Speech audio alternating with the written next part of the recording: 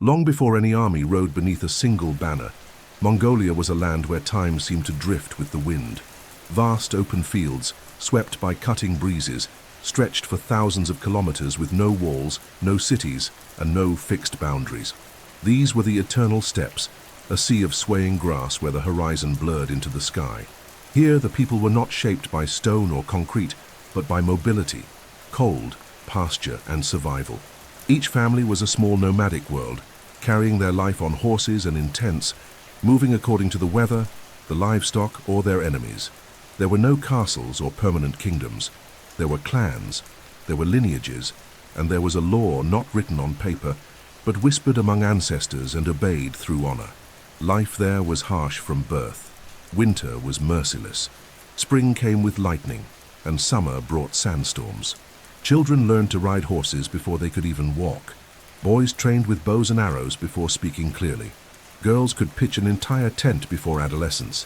Steppe culture was not based on buildings or books, but on oral tradition, war songs, and tales of blood and alliances.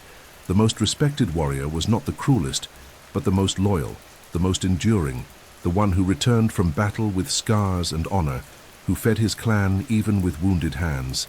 Survival depended on loyalty to one's own, and brutality against others.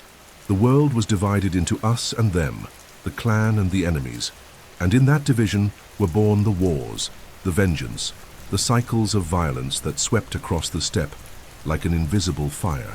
The tribes living there, like the Merkit, Taichi-Ud, Naiman, Tatars, and Kerate, followed their own chiefs, their own gods, their own codes. There was no unity. There were fragile pacts, sealed by marriage or mutual fear, but always ready to break. Betrayals were common, alliances temporary, and power as unstable as the seasons. Each tribe lived by its ancestral lineage, and the names of forefathers were the foundation of any authority. Those not born of noble blood were scorned, and even leaders depended on the approval of shamans who guided destiny through dreams, rituals, and signs from the sky. There was a raw and powerful spirituality centered on Tengri, the eternal sky god, who had no face, no image, but governed all with his invisible will. To him were offered prayers, sacrifices, gratitude, and fear. No one dared to defy Tengri. Yet despite the fragmentation, one thing united all these tribes: the horse. It was the heart of Mongol life. It was transportation, food, weapon, shelter, and pride. A man could go days without water, but not without his horse. The best warriors were also the best riders, able to shoot arrows mid-gallop with deadly precision. Each warrior carried his own recurve bow, light and powerful, made to kill at distance. The bond between man and beast was so deep, it was said a Mongol could sleep on horseback without falling. The Mongol army of the future was already being born in those days, in the hunting games of children, in the training among brothers, in the bloody feuds between neighboring tribes. Yet in that distant beginning, no one could have imagined that from one of those clans shattered by exile and hunger would arise the greatest conqueror the world has ever known. No one suspected that among nomads with no books, no cities, and no gold, a man would be born who would build an empire larger than any ever constructed. Mongolia at that time was wild, decentralized, bloody, and full of unfinished stories. It was a land ready to be shaped by someone who not only understood that world, but who had been forged within it, and that someone was about to be born, still nameless, still unknown, but already marked by the destiny of a sky without end. Temujin was born in the heart of the Mongolian steppes around the year 1162, in a world where every breath had to be earned through effort. His name was given in honor of a Tatar warrior defeated by his father shortly before his birth. As was common among the Mongols, names as omens, as memories of victories, as invisible armor against misfortune. Temujin was not born a prince, nor surrounded by wealth, but he was surrounded by expectation. His father, Yesuge, was the chief of a small clan, respected for his deeds and alliances. Temujin's childhood, however, was neither peaceful nor sheltered. From the very first days, his life was marked by uncertain signs, the harshness of cold, and an invisible order that seemed to weigh upon his shoulders, as if the sky already knew what he was destined to face. The environment into which Temujin opened his eyes for the first time was vast, raw, and unforgiving. There was no comfort beyond the warmth of the felt tent, no safety beyond the circle of warriors loyal to his father. His birth brought hope but also fear, for in those times a child would only survive if strong enough to endure the freezing steppe, the scarcity of milk, disease, and the constant fear of enemy attacks. Tribal conflicts were relentless, and a small clan like Yasuge's could be destroyed within hours by more numerous rivals. Temujin grew up hearing the thunder of war before he understood its meaning. When he learned to crawl, he was already avoiding weapons. When he learned to speak, he already knew the names of his enemies. But above all, there was something in that boy's eyes that drew attention. According to oral tradition and later chronicles, Temujin had a focused and distant gaze from a young age, as if he were already planning something that even adults could not comprehend. His mother, Holan, was a woman of extraordinary strength, kidnapped by Yasuge years earlier, but who quickly became the pillar of the family. From her, Temujin inherited his resilience, his wide view of the world, and his deep sense of justice.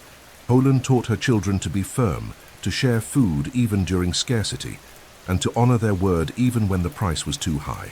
She was also the one who told the stories of their ancestors, who invoked the teachings of the sky, and who kept the lineage's flame alive even when everything seemed on the brink of collapse.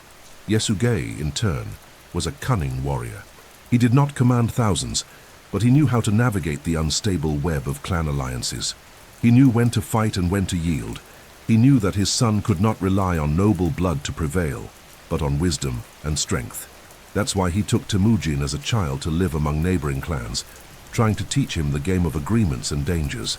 It was during this time that the boy met Jamuka, another young son of chieftains with whom he formed a deep friendship and a pact of eternal brotherhood, a bond that would later become an epic tragedy on the steppes. Temujin was also promised in marriage to Börte, daughter of an allied clan, forging yet another thread between family ties and political arrangements. Temujin's childhood, however, would be brutally interrupted by an event that marked his entire journey: the poisoning of his father, Yasuge, by members of the Tatar tribe. With the clan's protector gone, Yasuge's leadership collapsed like thin ice under the sun, and the allies withdrew. The Taichiud clan, which had once followed Yasuge out of respect, rejected his children and abandoned Holun and her offspring to their fate. Exile, hunger, and contempt became their new reality. Temujin, at only 9 years old, saw his lineage's glory reduced to ashes. He had to learn how to hunt with makeshift traps, to share a single bone with his brothers, and to sleep to the sound of wolves. It was in that forced exile that the child ceased to be just Temujin. The warrior began to emerge, and the idea began to ferment within him that no man should rely solely on inherited blood, that true strength came from willpower, that the eternal blue sky chose not only nobles, but those who refused to bow before the impossible.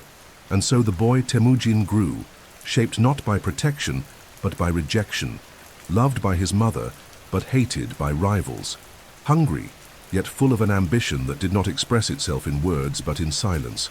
Between the lines of pain, he began to understand the world as it truly was: a lawless field, an open space where victory was not a right, but a conquest, where loyalty was rarer than gold, and a given word was stronger than a sword. The boy born without a throne was learning, day by day, to build an empire from what he had left: his own name, his father's memory, and an unshakable will. The blue sky watched, and silently it smiled. The tragedy that would shape Temujin's character began with an apparently cordial visit. Yasuge, Temujin's father, had left his son in the care of Börte's family, his betrothed, to seal the future marriage and strengthen ties with the Ongirat clan. On the way back, Yasuge encountered members of the Tatar tribe, an old and treacherous rival. Rather than reveal his identity, he chose to hide it, fearing recognition. But the Tatars recognized him. They masked their hostility with hospitality and poisoned him during a banquet. Days later, Yasuge died slowly in agony, taking with him not only the leadership of his clan, but also the protection his wife and children had against a world that would now turn against them. The news arrived like a stone thrown onto a frozen lake, silent, but with cracks spreading across the entire surface of the family's life. Temujin was urgently summoned back. He was only a child, about 9 years old, but he already understood death. When he saw his father's body, covered, cold, the world seemed to shrink. The family tent, once full of plans and movement, was plunged into a silence made of fear. Without Yasuge, the small Borjigin clan was left vulnerable. Leadership on the steppes was fragile, held together by respect, strength, and alliances, and now none of those remained. The Taichi-Ud clan, once subordinate to Yasuge, took advantage of the situation. They declared they owed no loyalty to the widow or her children and seized the clan's resources, the livestock, the servants, the goods, leaving Holan and her children with almost nothing.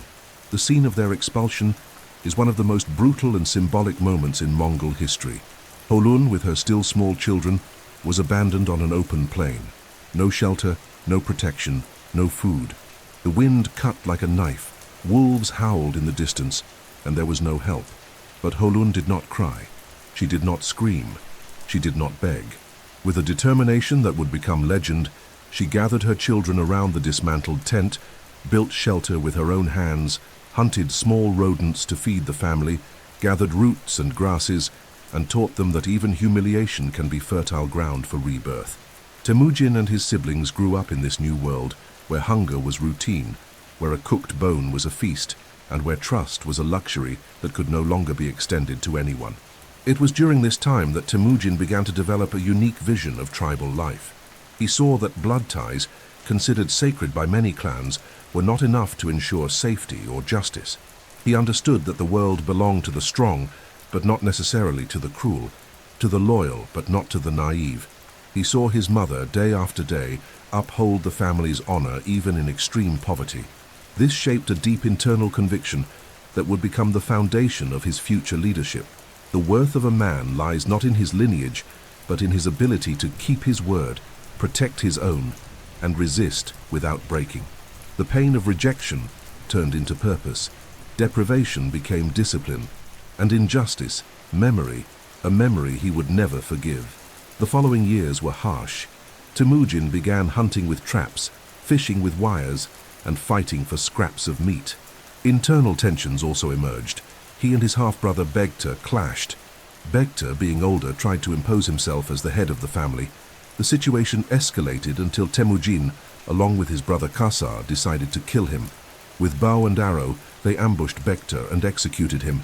It was a brutal act but revealing. The boy didn't just survive, he took control. He made it clear, even without a throne, that he would not accept unjust subordination. From that point on, even at a young age, he became the central figure of the small family group. It was the beginning of his rule. Still timid, still local, but already fueled by an implacable vision. He didn't just want to survive. He wanted to change the world that had nearly killed him. Despite the misery, Temujin found support in unexpected figures. One of the most important was Börte, a shepherd who helped him recover stolen livestock, and would later become one of his most loyal generals. True loyalty was beginning to form. A nucleus of men who were not nobles but believed in Temujin was emerging among the forgotten. With each act of courage, each small success in local skirmishes, he earned respect. The steppe, which once ignored him, began to whisper his name with caution. The men who once scorned his clan now watched him. And Temujin, still young, watched everything. He took note in silence. Every betrayal, every gesture, every voice. He understood that to conquer something lasting, he would have to do it differently. Unite men not through fear, but through order. Not through blood, but through justice. But to do that first, he would need to prove he could win, alone. Temujin's adolescence was carved with the harshest tools of human existence: chronic hunger, social scorn, and the loneliness of forced exile. After his father's murder and the subsequent abandonment by the Taichi-Ud clan, Temujin's family was pushed to the most extreme edges of the steppes, where the cold felt crueler and resources were nearly non-existent. The tent that sheltered them trembled under the weight of blizzards, and the once plentiful meat of more stable times gave way to soups made from roots, tree bark, and even ground bones boiled for hours until they became minimally nutritious. It was a time when even dogs were fought over as food. Yasuge's sons, who were born under the promise of tribal leadership, now crawled through mud and tall grass in search of insects and small rodents. Hunger was no visitor. It was a permanent resident. There were countless times Temujin watched his mother, Hoylan, divide a handful of grains among 5 starving mouths, sacrificing her own portion without hesitation. She refused to beg, to sell herself, or to surrender her children to servitude, even when obscene offers came from neighboring clans. Dignity was her invisible armor. Even in misery, she made them wash their hands before eating, give thanks to the eternal blue sky for each day survived, and repeat every night stories of ancestors who had endured deserts, invasions, and curses. Holen's faith in Temujin's destiny was not mystical but practical. She saw in her son a kind of fire that burned even in the sharpest winds, and that fire was not pride. It was will, a kind of strength that did not scream, only endured. Still, the world around them showed no mercy. Rival tribes not only ignored the family's suffering, but often exploited it. What little livestock they had left was stolen. Promises of aid turned to silence. And Temujin grew up understanding that on the steppe, kindness was rare, and even the closest allies could become enemies with a shift in the wind. Betrayal was an everyday tool. Yet instead of growing bitter, young Temujin studied these betrayals like a student studying a teacher's board. He wanted to understand why men broke their word, what made them lie, and what could stop them from doing so. Rather than isolate himself, he observed, he listened, and slowly he began to rigorously choose who deserved trust. This ability to observe human nature in its rawest form would later become one of the keys to his leadership. It was also during this period that the first signs of a true leader began to emerge.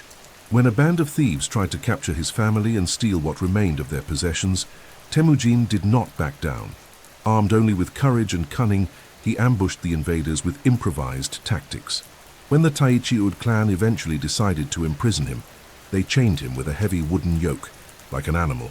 He spent days in captivity, barely fed, closely watched. Yet even then, the captive boy managed to earn the sympathy of one of the guards, who gave him water and spoke to him softly at night. Once again, Temujin's attention to the small actions of men opened paths. When the opportunity arose with the help of that same guard, he escaped, running for miles with the yoke still on his shoulders, hiding among bushes, frozen puddles, and faded trails. When he finally reached his tent, injured and exhausted, he said nothing of hate.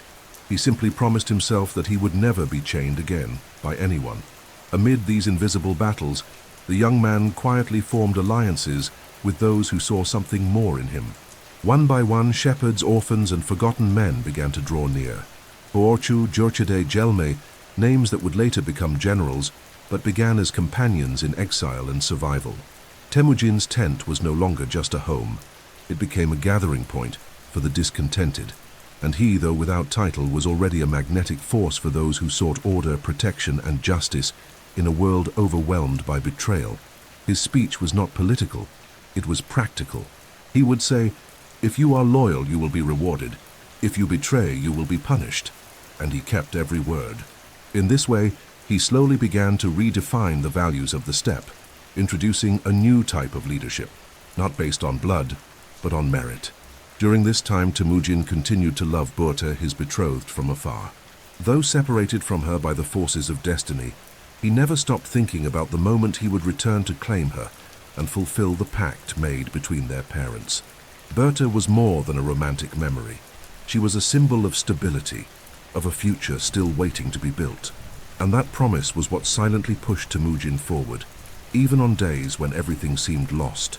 Survival was not enough. He wanted to rebuild something. He wanted to reclaim his dignity. He wanted to prove, not just to his enemies but to the sky itself, that injustice would not have the final word. And to do that, he would need to grow stronger, gather allies, avenge his father, rescue Börte, and turn pain into power. If Genghis Khan was the steel that shaped the Mongol Empire, Holen was the fire that forged it. Long before Temujin united tribes or conquered cities, there was a solitary woman in the open steppe, fighting against the wind, hunger, and the disdain of a tribal world that saw widows as burdens and orphaned children as threats. Holen had no army, no allies, no gold, but she had an unbreakable will, an honor that would not bend, and a love for her children so deep it overflowed in every gesture. While many tribal chiefs acted out of ambition, she acted out of survival. And in doing so, without knowing, She was shaping not just a man but a future empire. Her past had already begun in tragedy. Hoylun had been kidnapped by Yesugei, Temujin's father, while she was still married to a man from the Merkit tribe. This act, common in the brutal world of the steppe, left deep scars. Yet instead of surrendering to resentment, Hoylun accepted her new reality with a quiet dignity. She became Yesugei's wife, the mother of his children, and later, his forgotten widow. When he was poisoned by the Tatars, their allies vanished, and the clan abandoned them to fate. Hoylun, who could have handed over her children or sought a new marriage for protection, made an unthinkable choice: to raise her sons alone, with her own hands, refusing all submission. And in the steppes that was nearly impossible. On nights when the wind made the tent creak like bones, Hoylun would share the milk from the few goats they had left. When the livestock was stolen, she foraged for roots and wild berries, dug for forgotten grains with her fingernails, ground bark to make flour. When the children cried from cold, she warmed her hands with her own breath before touching their faces. There was no rest. She slept in fragments, always listening for wolves and the threat of hostile tribes. In times of despair, she gave her share of food to her children and claimed she had already eaten. She lied tenderly so that hunger wouldn't become trauma. She wasn't raising princes, she was raising survivors. And survival came with rules: never betray, never steal from allies, never kill without cause, never live without honor. Hoylun's role goes far beyond maternal instinct. She was an educator, a strategist, a symbol of resilience, and one of the few pillars of emotional stability for Temujin. In a world where male alliances were born and died in the name of power, she represented constancy. When Temujin killed his half-brother Börte, it was Hoylun who confronted him. She did not punish him with violence, but with words. She made the young boy reflect on responsibility, on the weight of his choices. She showed him that strength without wisdom leads to ruin. And so, with small gestures, she taught that power and morality could coexist. It was a rare lesson in a culture where strength was often accompanied by cruelty. Temujin's leadership, later praised for its discipline and strict codes, was born there, in the values sown by a mother who would rather lose everything than see her sons lose their souls. Throughout the years of exile, Hoylun kept the story of the Börte lineage alive, reciting the names of ancestors like prayers. She would not allow her children to forget where they came from, even if the world around them tried to erase them. Each time she stitched clothing from scrap furs, each time she treated wounds with wild herbs, each time she fed a child before herself, she reaffirmed the centrality of the mother in nomadic culture. In Mongol tradition, a mother's milk is a symbol of life and honor. To betray the one who gave you milk is the worst of crimes. And Temujin would carry that principle until his final days. His loyalty to those who had nourished him was unshakable, and his punishment of traitors absolute. Because for him, everything began there, in Hoylun's milk. Even after Temujin grew, gathered allies, and began his ascent, Hoylun remained by his side. Her tent became a symbol of stability within the growing empire. Generals paid her respect, and Temujin trusted her counsel in difficult decisions. She advised, opined, arranged strategic marriages, and supervised the upbringing of her grandchildren with the same rigor she applied to her own children. In times of war, her name inspired loyalty among the soldiers, and her presence, though invisible in the mail-written chronicles of history, was woven into every conquest of the empire. Hoylun died peacefully years later, when her son was already the feared Genghis Khan, but her presence never left his heart. In rituals and important decisions, Temujin always invoked the memory of his mother, because he knew more than anyone that the foundation of the largest land empire in history was not born in battle. It was born in the silence of a steppe, inside an almost empty tent, under the calloused hands of a woman who taught her children to endure without corruption. Hoylun was more than a mother. She was seed, root, and shade. And without her, no eternal blue sky would ever have bowed over Genghis Khan. Amid the loneliness of the steppes and tribal abandonment, Temujin found, still in his youth, something rare and powerful: true friendship. It was with Jamuka, a young man of noble lineage, that he experienced his first deep bond, a union that transcended the immediate concerns of war and survival. Jamuka came from an influential family and was a direct descendant of respected tribal leaders. Under normal circumstances, He would never have approached someone like Temujin, the son of a fallen leader, rejected by his peers. But fate, like the wind on the steppe, loves to change direction. The two met as adolescents, perhaps during a hunt, perhaps during a casual meeting between temporarily pacified clans. And in that moment, a connection was born that would forever shape Mongol history. Jamuka was outgoing, charismatic, and fluent in the codes of tribal nobility. He had a way with words and a self-assurance that reflected the stability of his heritage. Temujin was his opposite, introspective, observant, shaped by deprivation, and driven by a sense of honor, born not from blood, but from survival. And it was precisely this difference that brought them together. They admired one another. Jamuka saw in Temujin a rare strength, a raw discipline, a capacity to lead without raising his voice. Temujin saw in Jamuka what the world respected: tradition, prestige, a name.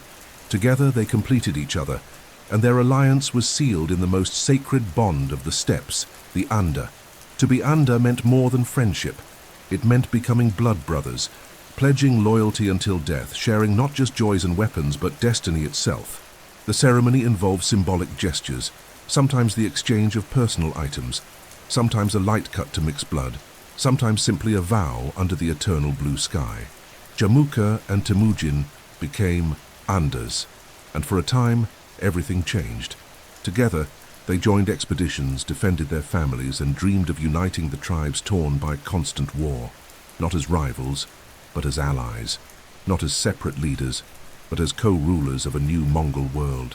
For a fleeting moment, their bond seemed strong enough to end the cycle of betrayal and vengeance that ravaged the steppes, but the paths of ambition are always winding. Over time, the differences between them became more pronounced.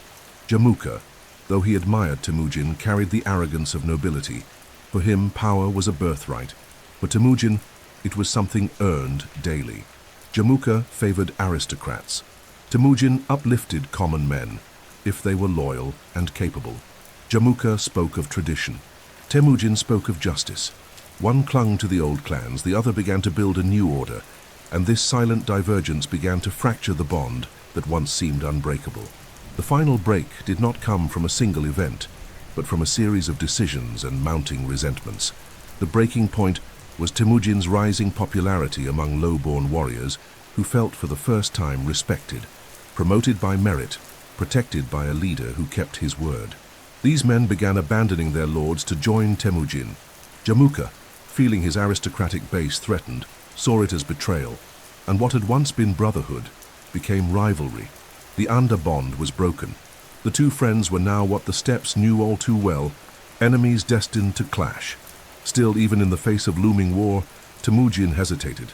The memory of their friendship, the weight of their oath, the recollection of days spent sharing meat, stories, and laughter by the fire, all of it wounded him more deeply than a spear ever could.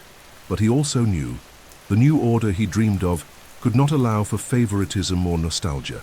The justice he sought to uphold could not be selective, and if Jamuka chose the path of noble supremacy, Temujin would have to confront him. History was about to bend under the weight of a fratricidal battle. The eternal blue sky which saw all began to cloud, and the winds of the steppe, ever impartial, now carried not promises, but threats. Jamuka was Temujin's first true friend, and also his first great enemy. But before that, he was the mirror in which Temujin first saw who he was, and who he needed to stop being. And perhaps that is why the memory of Jamuka would never fade from the conqueror's heart. Because at some point, before the glory, before the blood, before the conquest, Genghis Khan was just a lonely young man with a friend, and the sincere dream of changing the world by his side. Amid tribal wars and broken alliances, one name persisted in Temujin's heart as an unbreakable promise: Börte. She was more than a betrothed promised through a family arrangement. She was a symbol of stability, a root of the future, a memory of honor. As a boy, Temujin had been taken by his father to the Ongerat clan, where Börte lived with her parents. There an agreement was made. She would become his wife when the time was right, sealing an alliance between the two clans. The gesture was common on the steppe, marriage as a political tool. But for Temujin, who had grown up amidst disorder, Börte would become something much deeper. His bond with a possible world, one less ruled by brutality and more guided by trust. Even after the murder of Yesugei and the abandonment by tribal aristocracy, Temujin never forgot Börte. Years passed in exile, poverty and betrayal, but her name remained preserved like a promise to the eternal blue sky itself. When he finally gathered a few loyal allies, including Börte and Gelme, and regained a minimal sense of stability, Temujin made a decision that would define his next step. He would return to the Ongirat and fulfill the old promise by formally asking for Börte's hand. The journey was arduous, but upon arrival, he was received with surprise and honor. Despite his uncertain political standing, Börte's parents respected the pact. They saw in Temujin a determined, worthy man and allowed the union to take place. The marriage between Temujin and Börte was simple, without ostentation, but filled with meaning. For her, it was not merely the return of a long-forgotten fiancé, it was the confirmation of a destiny that had seemed impossible for years. For him, it was the embodiment of all that had survived during exile. Börte began living with Temujin, accompanying his early days as leader of a small but loyal group. She was serene but firm, intelligent, strategic, attuned to the complexities of tribal life. She became an advisor, guardian of rituals, symbol of fertility and blessing. It didn't take long for her to become the central female figure in Temujin's tent. Her presence brought structure, strength, balance, but as always on the steppe, peace was fleeting and tragedy was not far off. The Merkit, the tribe from which Holen had been abducted decades earlier by Yesugei, had never forgotten the insult. To them, the union between Temujin and Börte was an opportunity for revenge. One dark night, while Temujin was away hunting, a group of Merkit warriors attacked the camp. Börte was taken by force, a long-awaited act of ancestral retaliation. Their rage was brutal but calculated. They would return the pain Yesugei once inflicted by tearing Holen from their kin. For Temujin, the news hit like a cold blade. It was more than a personal attack. It was the destruction of the most sacred promise he had rebuilt. Börte's abduction wasn't just a loss, it was a declaration of war. Yet Temujin did not succumb to despair. He responded with strategy. He sought help from Togrul, leader of the Keret clan who owed favors to Yesugei, and also from Jamuka, his former Anda.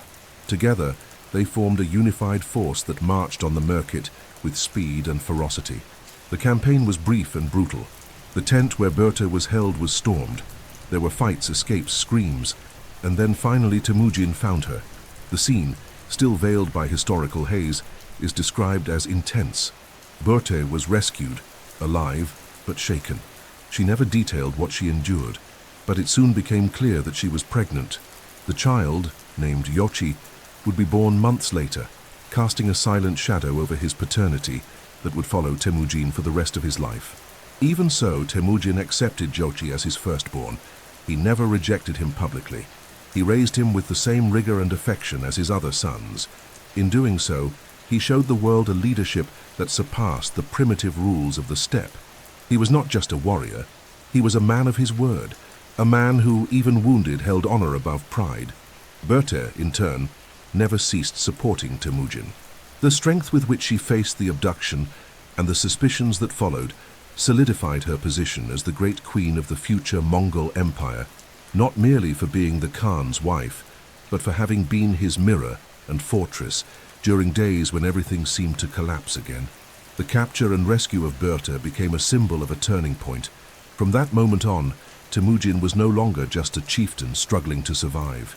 He became a man with something to protect, with true allies, with a visible code of honor. Börte was not just a companion. She was living proof that even in the barbarism of the steppes, love, loyalty, and reconstruction was still possible. And the eternal blue sky, silent as always, watched. The rescue of Börte was not just a personal victory. It was the definitive turning point in Temujin's life. The campaign against the Merkit, swift, precise, and ruthless, revealed that this once ignored leader was now capable of mobilizing significant forces. More importantly, he could inspire deep loyalty. Togrul, Khan of the Keret, had answered the call in honor of an old alliance with Temujin's father. Jamuka, his former Anda, had also marched alongside him, showing that the bonds of the past had not yet been completely severed. But the true legacy of this campaign was not the defeat of the Merkit. It was the emergence of a new power base. the beginnings of Temujin's personal army, formed not by noble blood, but by men who saw in him a just leader who could win battles without betraying honor. After the battle, Temujin began to gather not just solitary warriors but entire families, men who had lost their chieftains, herders expelled from their clans, young men seeking purpose, widows and abandoned children. Temujin's tent became a refuge for those with no place in the traditional tribal order. He welcomed them, and in return demanded discipline. His policy was clear. Nobility of blood did not matter, only proven loyalty. This rudimentary meritocracy, revolutionary for the steppes, attracted more and more followers. Temujin distributed the spoils of war fairly, rewarded the brave, protected the weak, and punished traitors with exemplary severity. His men knew that at his side they had a future, even if they came from nothing. It was during this period that the first names emerged, men who would later become legends. Börte, the herder who once helped Temujin recover stolen horses, was made a commander. Gelme, who carried a wounded Temujin off the battlefield without ever abandoning him, became one of his closest advisors. Börte, a warrior with a sharp tongue and sharper blade, became the symbol of absolute loyalty. These men came not from noble lineages, but from experience, pain, and survival. Temujin saw them as soul brothers, and to them he was more than a chief. He was the symbol of a new beginning. Temujin also began to shape a personal code of conduct, the foundation of what would later become the Yasa, a set of oral laws that would guide the Mongol Empire. These rules blended military discipline with simple ethical values: prohibition of theft among comrades, honoring one's word, loyalty to the leader, protection of messengers and innocents, and above all, equal reward based on merit. By applying these laws consistently, Temujin consolidated his authority not through fear, but through justice. And that was a dangerous novelty on the steppe, where authority was usually imposed by blood or terror. Without realizing it, he was writing the first lines of the greatest mobile army in history.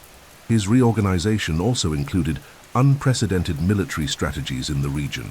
Temujin began organizing his warriors into groups of 10, 100, 1,000, and 10,000, the Arban, Jagun, Mingan, and Tumen. This brought efficiency, clear hierarchy, and tactical autonomy.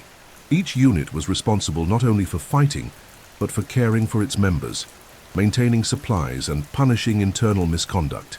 This model gave Temujin near absolute control without suffocating centralization. He knew how to delegate, but demanded results. And so, while other chieftains still relied on their names, he was already operating like a modern general. At the same time, his relationship with Börte deepened. She was more than a wife. She was a confidant, strategist, inner voice. She participated in decisions, observed alliances, suggested directions. Her presence was both an emotional anchor and a symbol of authority within the tent. This elevated Temujin's image among the women and elders of nearby clans. He was not only a warrior, he was a family man, a leader with values, someone who protected with an iron hand. Their emotional stability became a symbol of political stability. With this consolidated core, Temujin began doing something previously unthinkable on the steppe. He began absorbing entire clans, not by force, but through the promise of order. He offered protection, justice, and prosperity in exchange for loyalty. And when he promised, he delivered. Some lesser leaders surrendered willingly, offering their warriors and daughters in marriage. Others hesitated, but were eventually convinced by his example. Those who resisted with treachery were destroyed with precision and brutality. With each step, Temujin grew, not just in numbers, but in structure, doctrine, and vision. The recovery of Börte was more than the reunion of two lovers. It was the catalyst for a new phase, the construction of the invisible empire, one not yet drawn on maps, but already alive in the hearts of those who followed him. And now, with loyal allies, an established code of honor, and a silent promise of vengeance against those who had humiliated him, Temujin was ready for something even greater: the unification of the tribes, the end of the old cycles, the founding of a new world under the eternal blue sky. In the unforgiving steppes, where loyalty often lasted no longer than a single season, Temujin did something revolutionary. He gave absolute value to loyalty, not as a vague emotion, but as the central pillar of a new system of power. Since the days when his family was betrayed and left to starve, he knew that trust was the rarest currency in the Mongolian plains. That's why he began building it brick by brick, through justice, kept promises, and exemplary punishment for betrayal. Every man who approached Temujin's tent understood that offering weapons wasn't enough. He had to offer his soul to the oath. From that silent pact, a different kind of army was born, one the Mongol lands had never seen before, not built on noble blood, but on merit, discipline, and loyalty. This idea of absolute loyalty took shape in a simple yet powerful ceremony. Ordinary men from different clans knelt before Temujin and swore lifelong service. It was not a symbolic gesture. By sealing that vow, they became part of a new order, one that demanded blind obedience, unshakable courage, and fraternal solidarity. In return, Temujin offered them what they had never truly known: respect, recognition, and above all, a real chance at rising. That's how shepherds became commanders, craftsmen became generals, and nameless youths came to lead thousands. What he offered wasn't just glory, it was dignity. This merit-based system shocked traditional chieftains who were used to reserving power for sons and cousins. Temujin ignored that rule. If a man was competent and loyal, he rose. If arrogant or treacherous, he fell, even if he was family. He enforced this logic with cold precision, and it made his army operate like a living machine. Each group of 10 had a responsible commander. Every 100 had a clear mission. Every 1,000 acted as an autonomous, coordinated unit. But none of this would work without the invisible glue that bound them all: a given word. Temujin also understood that trust couldn't survive on promises alone. It had to be maintained by justice. That's why he developed and began enforcing a strict code of laws, which would later become known as the Yasa. These laws were unwritten, yet known by all. They forbade theft among brothers in arms. They mandated that war spoils be shared fairly. They laid out punishments for rape, desertion, lying, and betrayal. They protected messengers, set rules for marriage, organized tent hierarchy, and even dictated proper ritual behavior. Law was no longer a weapon of the powerful. It now applied to everyone, including Temujin himself. As a result, his soldiers began to see themselves not just as part of an army, but part of a new society, a new world. Within this system, blood ties lost their meaning. What mattered was the tie of the oath. This silent social revolution was one of Temujin's greatest triumphs. Instead of dividing men by clan, he mixed them.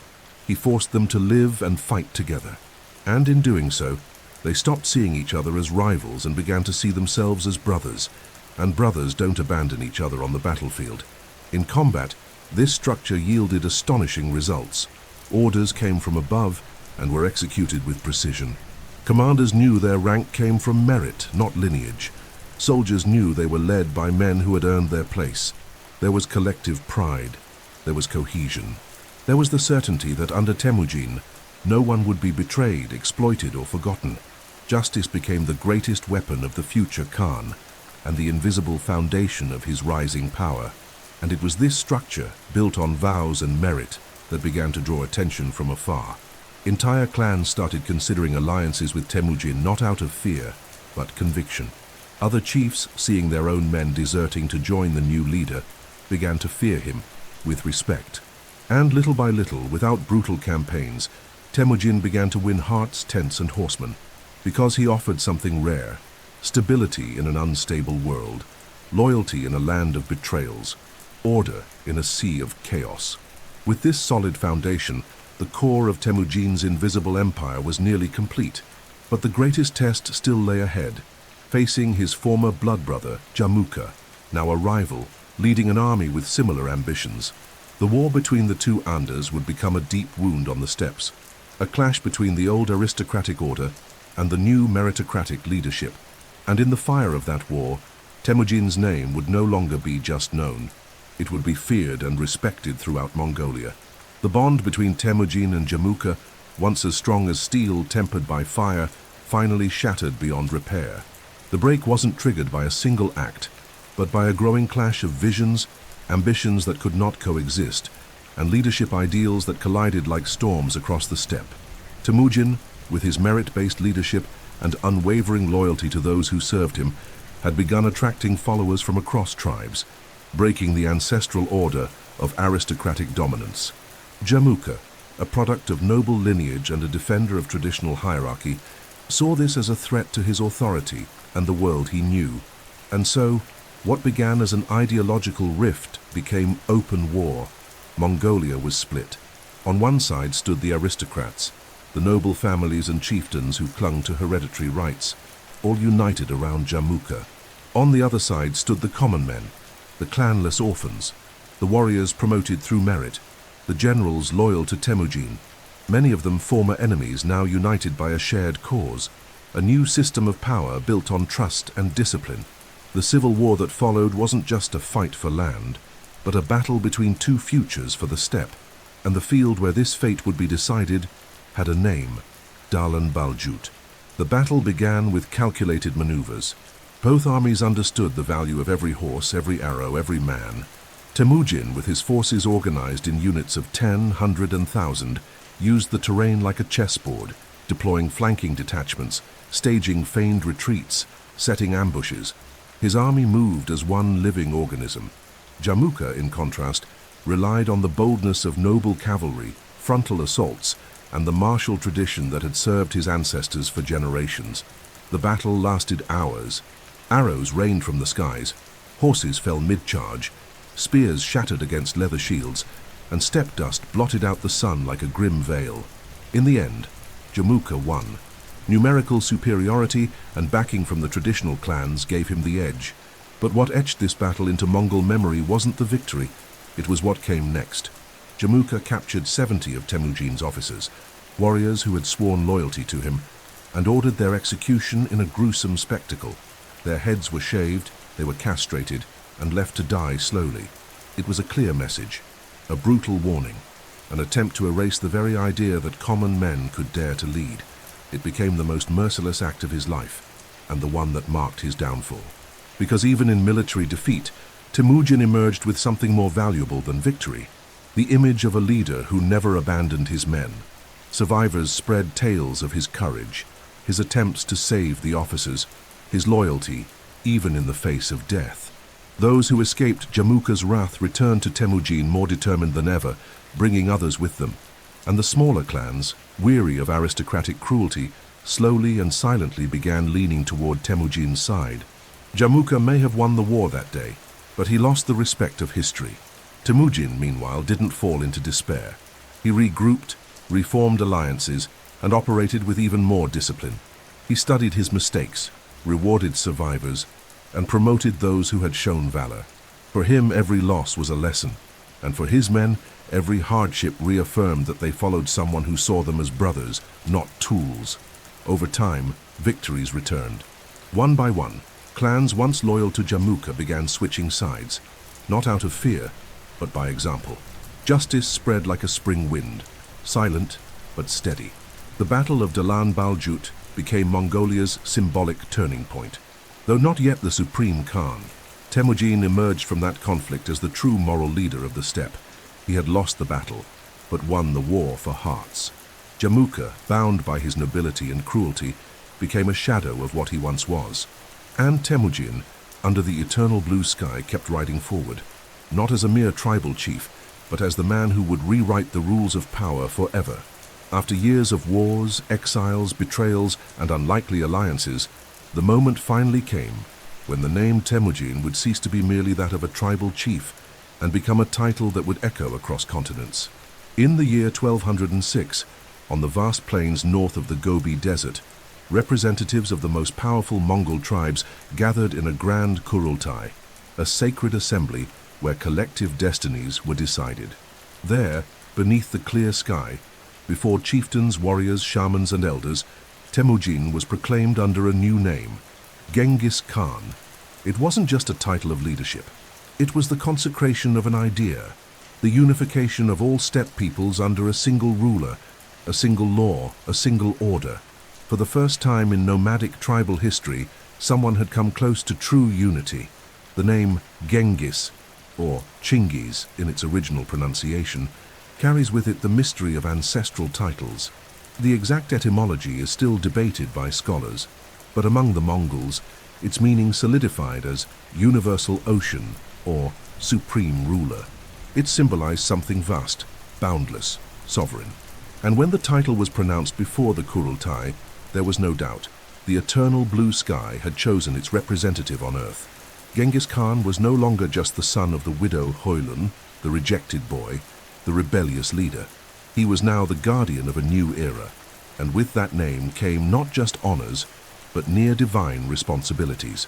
The coronation ceremony itself was filled with profound symbolism.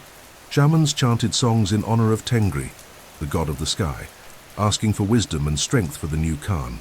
Clan leaders offered gifts, swore loyalty, and participated in spiritual unification rituals. Hair was cut, offerings made, horses consecrated. Everything pointed to the moment being more than political. It was spiritual, cosmological. It was the moment when the chaos of the steppes gave way to order, and Genghis Khan forgot no one. He summoned his closest generals, publicly thanked his mother Hoylun, exalted the silent and powerful presence of Börte, and reaffirmed his commitment to justice, to the protection of the loyal, and to the punishment of traitors. One of Genghis Khan's first actions after the coronation was to institutionalize the military system that had brought him this far. He reorganized all tribes into mixed military groups, dissolving the old clan-based structures. No man would belong solely to his original tribe anymore. Now each man belonged to the empire. Warriors were distributed into Arbans, Jaguns, Mingans, and Tumans, units of 10, 100, 1,000, and 10,000 men, not by origin, but by efficiency and trust. Hierarchies were revised. The old privileges of tribal nobility were eliminated. The meritocracy, once a daring experiment, now became official policy. This marked the birth of a new war and governance machine, rational, impersonal, and unstoppable. Genghis Khan also consolidated the Yasa, his oral code of laws, transforming it into a universal code. These laws encompassed all aspects of life, from conduct in battle to behavior within the tents. There were laws on marital fidelity, protection of envoys, division of spoils, respect for elders, treatment of animals, funeral rites, even specific prohibitions like urinating in running water or lying under oath. The Yasa was more than a set of norms. It was the embodiment of the universal order envisioned by Genghis Khan, and its enforcement was absolute. It didn't matter if the offender was a general or a peasant. Justice was finally blind. By then, the empire already spanned a considerable area of Mongolia, but Genghis Khan's spirit was never sedentary. His coronation did not mark the end of his journey. It marked a mission to bring order to other peoples, to subdue enemies, to punish old betrayals, and to open protected trade routes across Asia. His gaze now turned beyond the steppes, toward the kingdoms of Xixia, the Jin dynasty in northern China, and later, the Khwarezmian Empire and the Islamic world itself. The coronation was not the end of a journey.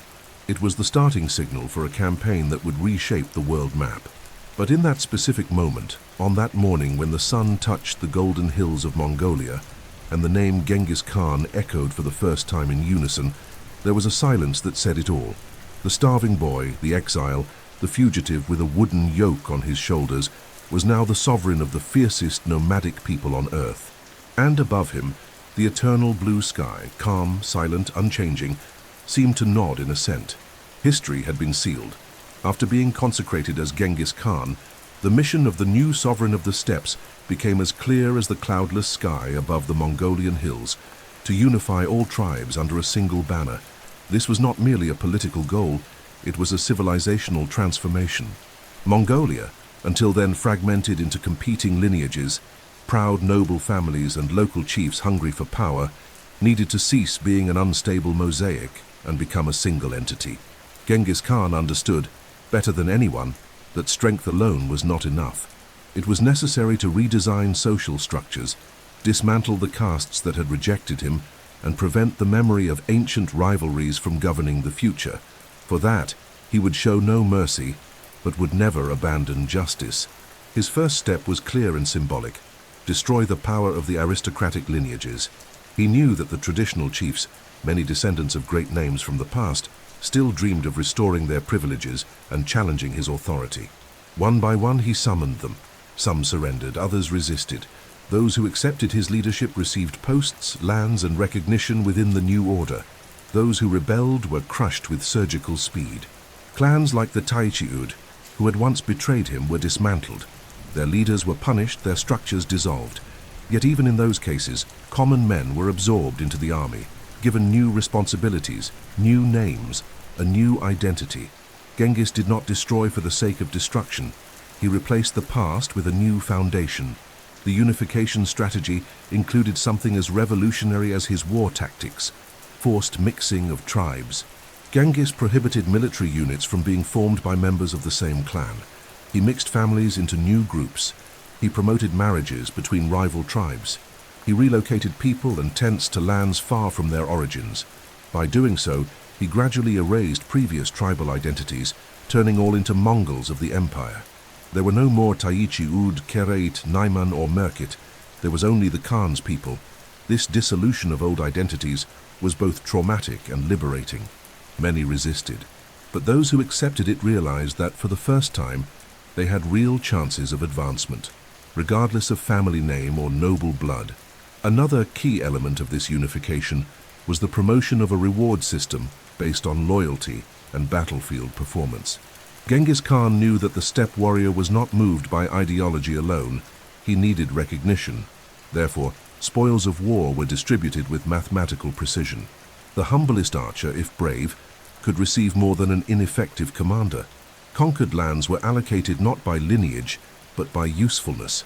Soldiers began to realize that under Genghis's rule, merit truly mattered. And that created something unprecedented: collective motivation grounded in trust in the system. Meanwhile, traditional rituals and religious beliefs were respected, but adapted to the new order. Shamans, central figures in tribal spirituality, were integrated into the government. Some became advisors. Others were used as intermediaries to persuade hesitant clans to accept unification. The cult of Tengri, the eternal blue sky, was preserved as a spiritual unifier. Yet Genghis Khan also allowed religious freedom. Buddhists, Nestorians, Muslims and Taoists all had space under his protection, as long as they respected imperial authority. This pragmatic ecumenism helped conquer not just hearts but also trade routes, local leaders, and walled cities that feared the Mongol army's advance.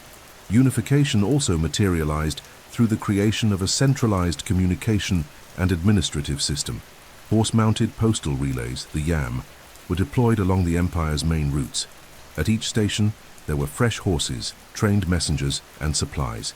This allowed orders to travel thousands of kilometers in mere days. Genghis's tent began to function as a true administrative capital. There, taxes, campaigns, punishments, and promotions were decided. The steppe, for the first time, began to have a political center of gravity, and it was not a castle or a walled city. It was a felt tent, mobile yet firm as stone.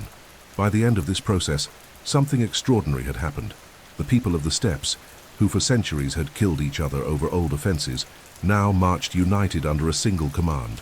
Genghis Khan, by dissolving the clans and reordering values, created a new kind of community, one that no longer depended on birth, but on action, that no longer obeyed out of fear, but out of respect, and that was now ready to cross the borders of Mongolia.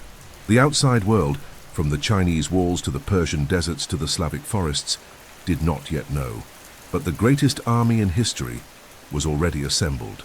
And the eternal blue sky, above all still silent, now seemed utterly attentive. What made Genghis Khan's empire different from any other was not just the number of horsemen, the victorious campaigns, or the growing legends of brutality with each city conquered.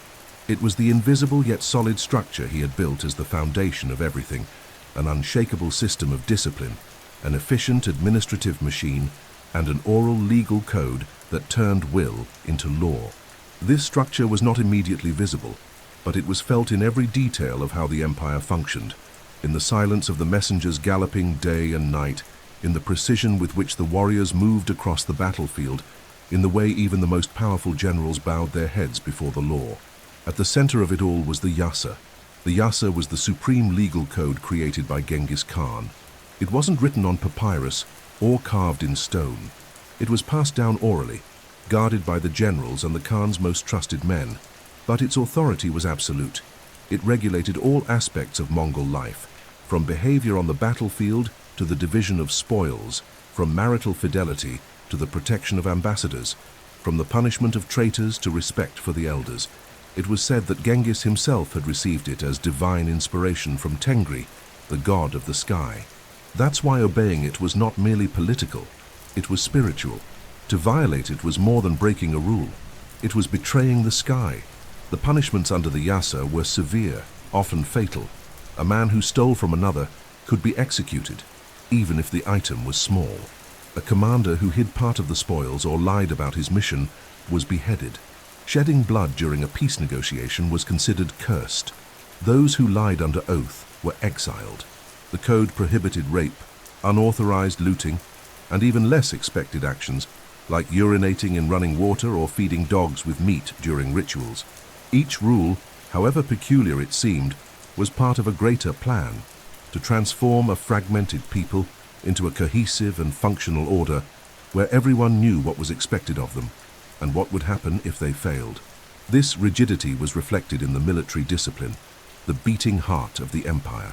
The Mongol army was not a band of improvised warriors. It was a deeply hierarchical structure. Soldiers were organized into arbans, 10 men, jaguns, 100, mingans, 1,000, and tumens, 10,000, commanded by officers who had risen through the ranks by merit and loyalty. Each group was autonomous and responsible for maintaining order, discipline, supplies, and efficiency. Within each unit, solidarity was non-negotiable. If a man deserted, his comrades were punished too. This created a network of mutual vigilance, where each man was responsible for all, and all for Genghis Khan. Another structural pillar of the empire was its communication and logistics system. Postal stations, called yam, were spread across the empire's vast routes. At each station, fresh horses, shelter, food, and documents awaited the messengers. This allowed imperial orders to travel thousands of kilometers in just days. Messages could reach from Mongolia to Persia, from Russia to China, without getting lost. Messengers were protected by law. Harming a bearer of the Khan's seal was punishable by immediate death. This system created an administrative network so efficient that many historians consider it a prototype of the modern postal route. Inside the Khan's tent, governance was maintained through a mix of nomadic tradition and centralized rationality. There were military advisors, oral jurists, diplomats, and even scholars from other cultures, invited to teach agricultural, medical, and administrative techniques. The empire was both mobile and sophisticated. There were no palaces, only camps that moved like a city on horseback. But in each camp there was order, assigned roles, routines, and strategy. It was a nomadic bureaucracy, light, adaptable, yet highly effective. The taxation system also reflected this new organization. Instead of extorting the conquered peoples, Genghis Khan preferred to establish a fixed, clear, and predictable tribute. In return, he offered protection, access to trade routes, and stability. Cities that surrendered peacefully were spared. Their leaders maintained local power, but they had to swear loyalty, pay tribute, and accept the empire's laws. This policy attracted merchants, scholars, artisans. The Silk Roads came to be protected by Mongol soldiers, and wealth began to flow steadily. The empire was not just war, it was also economic order. Finally, there was the most invisible yet effective mechanism of all: fear mixed with trust. Genghis Khan was feared for his relentless justice, but also respected for his fairness. Many leaders in remote regions preferred to submit to the Mongol Empire than to endure local disorder, and many peoples, once conquered, discovered that life under the Yasa could be safer than under local tyrants. There was risk, yes, but there was logic, there was purpose, there was a center. For the first time, the nomads had a stable axis, and the sedentary world had a new kind of lord, one who, if respected, guaranteed peace. Thus rose the empire of Genghis Khan, not built on castles or walls, but on loyalty, discipline, and an oral law stronger than iron. The eternal blue sky had not only given power to its chosen son, it had given him the wisdom to transform it into structure. And that structure, mobile as clouds, silent as the wind, was already preparing to cross the world. Before the name Genghis Khan would be feared in all corners of the known world, he first had to prove himself beyond the steppes, in walled territories, among civilized empires, in cities that would not flee before a cavalry charge. And it was to the south, in the lands of the Tangut Empire, also known as the Kingdom of Xixia, that the Mongol army would face its first true tests. The Kingdom of Xixia was prosperous, strategically positioned between the Gobi Desert and northern China, and served as a living wall between the nomadic tribes and the urban centers of the Jin dynasty. Its people were literate, devout Buddhists, and skilled in military engineering.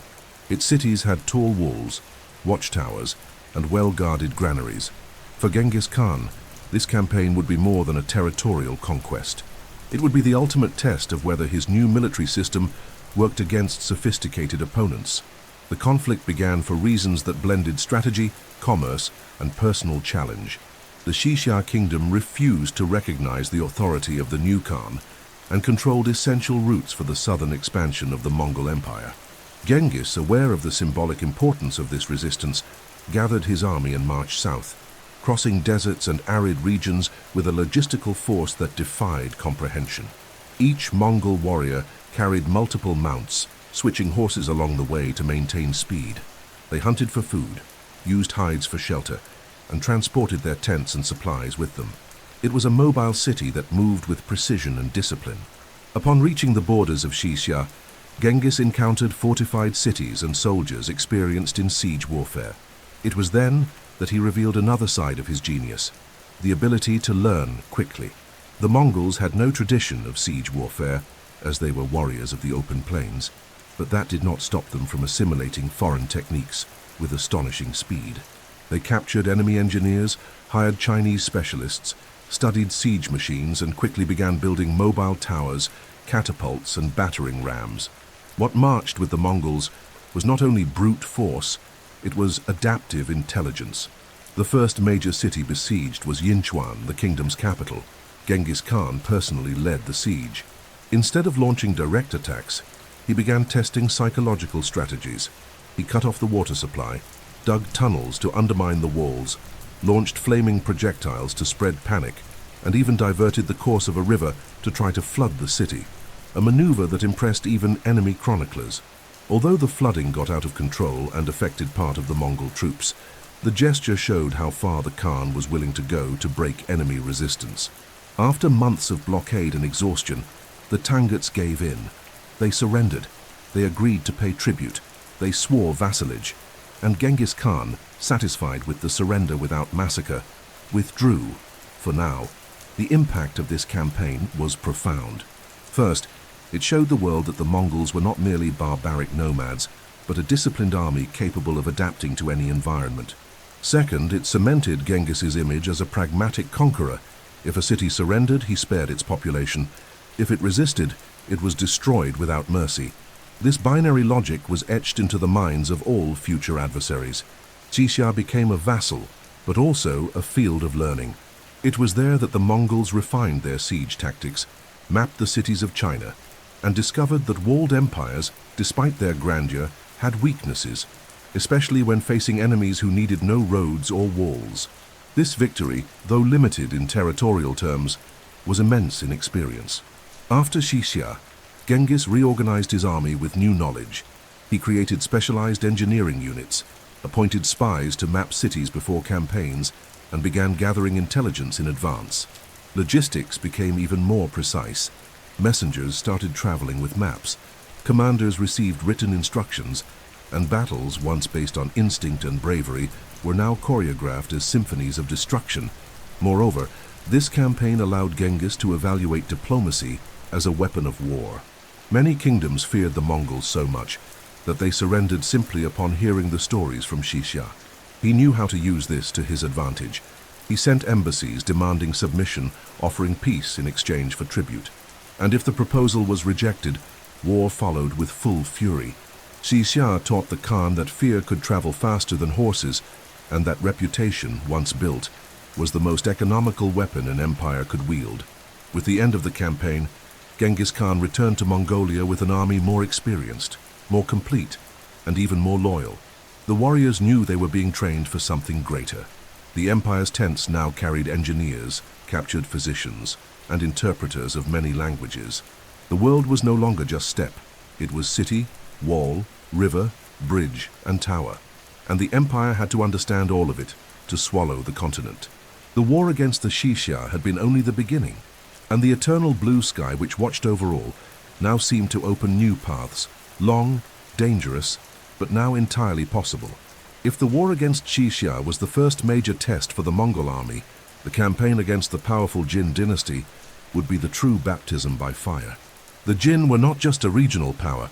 They ruled over northern China, controlled vast walled cities, commanded large armies, maintained advanced fortifications, and managed a sophisticated bureaucracy. Their empire stretched across millions of hectares of fertile land, filled with thousands of villages, well-maintained roads, and densely populated urban centers. It was a completely different opponent from anything Genghis Khan had faced before, an empire that, by traditional standards, should have been untouchable by horsemen from the steppes. But Genghis was no longer just a nomad. He was the commander of a transforming military machine, and he was determined to bring down even walls that had kept out the so-called barbarism for centuries. The spark for the conflict was diplomatic. Genghis sent a delegation to the Jin court, seeking formal recognition and the opening of trade relations. The Jin's response was arrogant. They imprisoned the ambassadors, executed some, and humiliated the rest. To Genghis Khan, this was not just a personal offense. It was an affront to the very empire. According to the Yasa, ambassadors were inviolable. The world, as he understood it, had to respect the laws of heaven and of war. That response could not go unanswered. He gathered his generals, organized the Tumens, mapped out advance routes, and declared total war. Unlike the wars of the steppe, where mobility was everything, here the Mongols would face stone walls, fortified towers, cultivated fields, and cities with thousands of soldiers.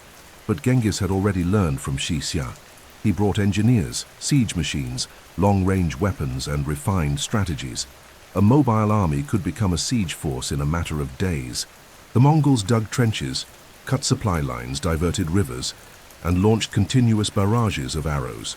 Every city that resisted was isolated like an island in flames, and every one that surrendered was absorbed with order, respect, and a promise of stability. It was the logic of terror and clemency, alternated with surgical precision. The campaign began in 1211 with the crossing of the Gobi Desert and the advance toward strategic cities like Hohhot, Datong, and Zhongdu, the future Beijing. Each victory was a practical lesson in urban siege. The Mongols learned to use captured gunpowder to undermine walls, catapults to hurl infected corpses and decaying animals, spreading panic and disease. The citizens, locked inside, watched helplessly as horsemen approached who knew no limits of weather, hunger, or distance, and each fallen city left behind lessons for the next. Where to dig, where to strike, how to break the gates. It was a campaign of strategic repetition and continuous learning, but not everything was easy. Jin cities resisted bravely. Zhongdu, the capital, was a formidable challenge. Double walls, fortified fields, well-armed soldiers. Genghis Khan, however, orchestrated a patient siege. He cut off supplies, bribed officials, launched alternating waves of attacks and promises of honorable surrender. When the city finally fell, in 1215, the results were devastating. The sack was brutal and thousands were killed. It was the ultimate message. Not even the greatest cities of the Chinese world were safe from the Mongol Empire. With the fall of Zhongdu, the Jin began losing control of the north. Smaller cities started to surrender before being besieged, offering tribute and opening their gates. Local governors realized that resistance meant annihilation, but submission meant continuity under a new ruler, one who, surprisingly, did not destroy commerce, did not impose religion, and even protected farmers. Genghis Khan, in his practical logic, knew that maintaining urban structure was more valuable than destroying it, as long as there was unconditional submission. The campaign against the Jin also revealed the effectiveness of Mongol espionage strategies. Genghis sent scouts ahead of campaigns, infiltrated messengers into markets, bought information from travelers and refugees. He knew supply routes, wall weaknesses, and the mood of the population. He was a master at understanding the enemy before attacking, and that allowed many battles to be won before they even began. By the end of the campaign, the Jin were fractured. They didn't disappear immediately. They would continue to exist for a few more years in the south, but the backbone of the empire had been broken, and with it, fell the illusion that walls and regular armies were enough to stop the horsemen of the steppes. The world, used to seeing nomads as a distant threat, now saw in them a moving empire, an empire with logic, discipline, its own justice, and a thirst for expansion.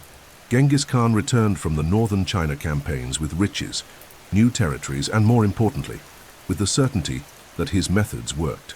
The Mongol army had proven that it could conquer anything, from a tribal village to a millennia-old metropolis, and the Khan, as he looked over ruined cities and horses grazing where palaces once stood, knew that this was only the beginning.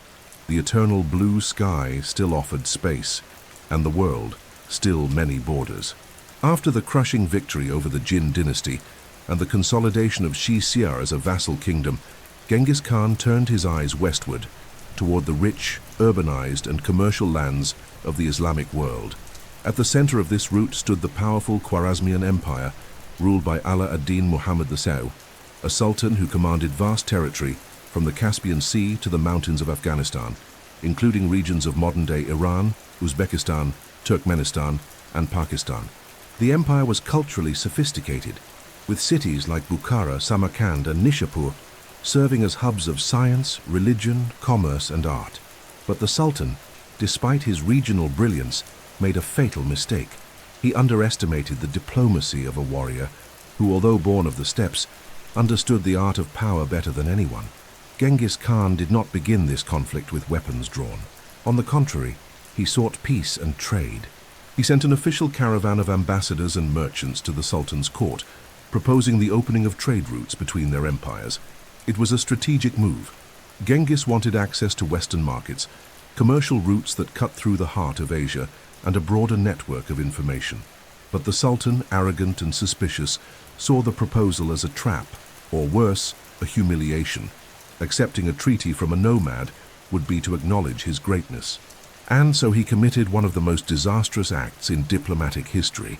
He imprisoned and executed the Mongol envoys, confiscated their goods, and publicly humiliated the merchants who accompanied the mission.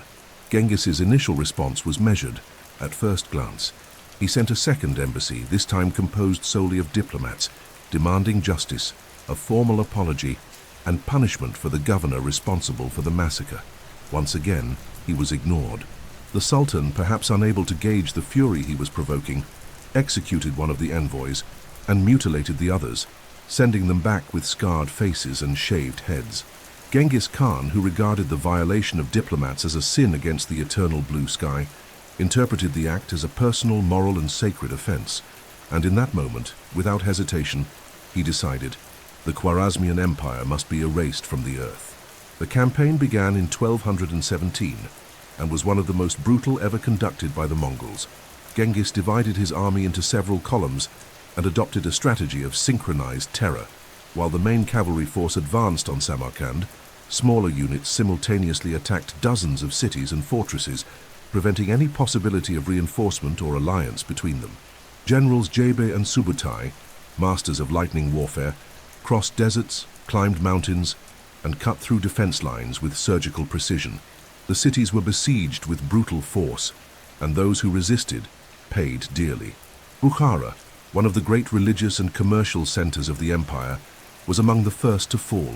When the Mongols breached the walls and entered the city, Genghis delivered a speech to the population, something rare and symbolic. He said that the punishment came not from his own will, but from the will of heaven, because the rulers had betrayed the divine law of hospitality and diplomacy. He then looted the city, burned theological schools, and executed local officials. But, as always, he spared artisans, scholars, and physicians. Knowledge was more valuable than faith or politics. Next came Samarkand, perhaps the jewel of the empire. Wealthy, beautiful, walled, and confident in its own history. But the Mongols surrounded it using tactics learned in previous campaigns: catapults, mobile towers, gunpowder, ambushes, and infiltrations. After only a few days of siege, the city surrendered. The destruction was methodical. Khwarezmian soldiers were exterminated, but artisans were sent to Mongolia. Local leaders were executed. Inhabitants were scattered. The city fell silent. One by one, the empire's cities crumbled like leaves in the wind. Nishapur, Urgench, Merv, all suffered similar fates. Some were so thoroughly devastated they never recovered. Meanwhile, the Sultan fled. He tried to reorganize troops, sought refuge in the mountains, and attempted resistance with local support. But the Mongols always arrived first. Genghis ordered that he be hunted like an animal. The pursuit was relentless. Led by Subutai and Jebi, it spanned thousands of kilometers, faced extreme climates, and overcame all manner of challenges. The Sultan, increasingly isolated, fell ill and died in despair alone, on an island in the Caspian Sea, without ever facing Genghis in battle. His empire had been destroyed not only by force, but by the humiliation of his own arrogance. The war against the Khwarezmian Empire left a trail of terror across Central Asia, but it also cemented the global reputation of the Mongol army as an unstoppable force, intelligent, organized, and ruthless when needed. It was also during this campaign that the Mongols began using psychological warfare tactics, releasing prisoners to spread fear in neighboring cities, stacking skulls into symbolic pyramids, and leaving survivors to recount what they had seen. It was a deliberate policy. Reputation by then had become a weapon, and the name of Genghis Khan was spreading not just as a general, but as a fate. This war was more than a military campaign. It was a cosmic vengeance enacted with mathematical discipline. It marked the moment when the Mongol Empire, which had begun as a dream in the frozen steppes, began to stretch like a shadow across the Islamic world and beyond. And there, among ruins, blood-red rivers and silent cities, the eternal blue sky remained still, a mute witness to a judgment whose sentence had been delivered with arrows, fire, and hoofbeats.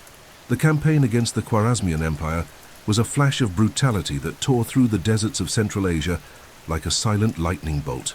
Among all the cities that were subdued, 3 names remain engraved as permanent scars in history: Bukhara, Samarkand, and Urgench. These cities were not mere dots on a map. They were vibrant centers of culture, commerce, and religion. Their libraries housed centuries of knowledge. Their markets were crossroads of the Silk Road from India to Europe. Their mosques echoed with the Quran 5 times a day, but no wall, no matter how thick, and no faith, no matter how deep, was enough to halt the relentless advance of Genghis Khan's army. What happened there was more than conquest. It was a cold and methodical demonstration that the world had changed, and that no one was safe. Bukhara, the first of the great cities to fall, was seen as a religious jewel of the Sunni Islamic world. When the Mongols approached, the city's defenses collapsed with little resistance. Some local soldiers, recognizing the futility of the fight, deserted. Others tried to hide. Genghis Khan entered the city personally, something rare in his career, and summoned the population to hear his declaration. Standing in a mosque temporarily turned into a military platform, he reportedly said, "I am the punishment of God. If you had not committed great sins, God would not have sent a punishment like me upon you."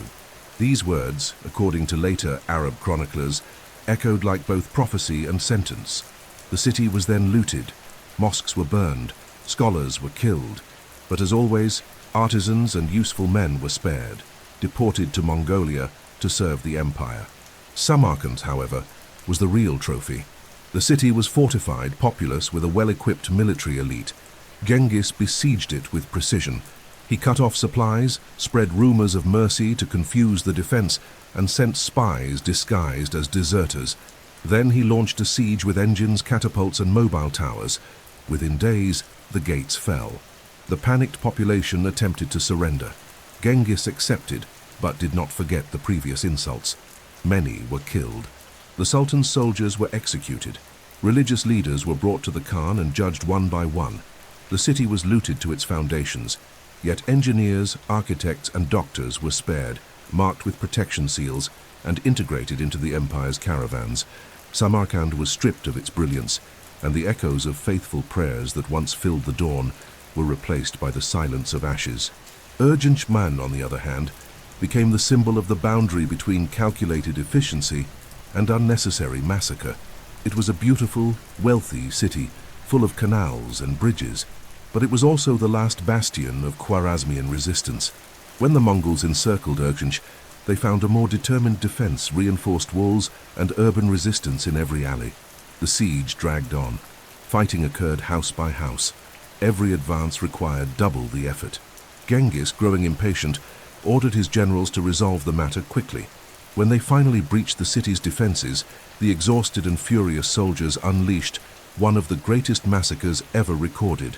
Arab chronicles estimate hundreds of thousands of deaths. Though the exact number remains uncertain, the Amu Darya River, which ran through the city, was said to have turned dark with blood. Urgench was literally erased from the map, its bridges destroyed, its canals clogged with bodies, and its walls leveled to the ground. These three cities, each in its own way, demonstrated the duality at the heart of Mongol dominance: absolute pragmatism and exemplary punishment. Genghis Khan did not kill out of sadism. He killed to send a message. He wanted future cities to understand: surrender, and you will be spared. Resist, and you will be forgotten. This logic of selective destruction spread panic faster than horses, and ironically it saved lives. Many cities, upon hearing what had happened in Bukhara, Samarkand, and Urgench, opened their gates without firing a single arrow. It was the triumph of psychological warfare, of methodical terror, of reputation as a weapon of conquest. By the end of the campaign, Genghis Khan had gathered thousands of new subjects, a vast network of trade routes and hundreds of skilled professionals, bridge builders, astronomers, doctors, scribes, all transplanted to serve the empire. The destroyed cities became open wounds in Islamic history, but their rubble laid the foundation for a new order. For the Mongols, these campaigns were inevitable victories in the name of celestial justice. For the world, they were a warning that no empire, no matter how ancient or sacred, was eternal. And thus the desert fell silent. The winds swept over ruins where once there had been science, poetry, prayer, and commerce. And above all, the eternal blue sky remained unmoved, cold, vast, a witness that order had been restored, not by books, but by spears, not by forgiveness, but by memory. While the Islamic world was still counting its dead and trying to understand what had happened to the cities that had flourished for centuries, Genghis Khan was preparing a maneuver that few would notice at first, but that would change the fate of two continents. Instead of consolidating his rule through heavy occupations and prolonged administrations, he chose to expand the empire's intelligence, testing the limits of the known world. To do so, he summoned two of his most brilliant generals, Subutai, the cold and methodical strategist, and Jabi, the impetuous warrior who had once been his enemy and had become one of his most loyal and lethal executors. These two men would not march to conquer, at least not at first. They would march to explore, to spy, to map, and if necessary to destroy. Thus began the longest reconnaissance expedition in medieval history, a journey from the heart of Asia to the doorstep of Europe. In the year 1220, with a small elite force, somewhere between 20 and 30,000 cavalrymen, Subutai and Jebe set out westward. The official goal was to hunt down the last Khwarezmian nobles, still hiding among the Turkmen tribes and the mountains of the Caucasus. But the true mission was far more ambitious: to test the empire's boundaries, to discover who lived beyond the Caspian Sea, to identify kingdoms, cities, fortresses, and, most importantly, to assess how the world would react to the Mongols' approach. It was a campaign that mixed diplomacy, espionage, warfare, and geopolitics, and it would be conducted with the precision of an invisible map, drawn only in the minds of men who knew how to bend the land beneath their horses' hooves. The journey began with the remnants of Khwarezmian resistance. Subutai and Jabi defeated the last armies of the former empire of Muhammad II with terrifying speed. The princes who had fled to the Caucasus were captured or executed, but the generals did not stop there. They moved into the mountainous regions of Georgia and Azerbaijan, facing warrior tribes, armed clans, and Christian militias. Often, the Mongols pretended to be allies, offered gifts, and asked for shelter. But once trust was gained, they struck without hesitation. It was a policy that combined cunning and brute force, and it worked. One of the most emblematic episodes of this campaign was the Battle of the Kalka River, fought in the year 1223. While crossing the southern Russian steppes, the Mongols encountered an improvised alliance of Slavic princes, Cumans, and soldiers from Russian cities. The allies, led by Mstislav of Kiev, had been warned of the Mongol presence and decided to confront them head-on. But Subutai, a master of tactical deception, feigned retreat for days, luring the Slavic army into a massive trap. When the Russians were exhausted and disorganized, the Mongols turned with precision and crushed them. It was a massacre. Mstislav himself was captured and executed in ritual fashion, placed under a board alongside other nobles, and slowly suffocated while the Mongol generals dined atop, a clear message: no one was untouchable.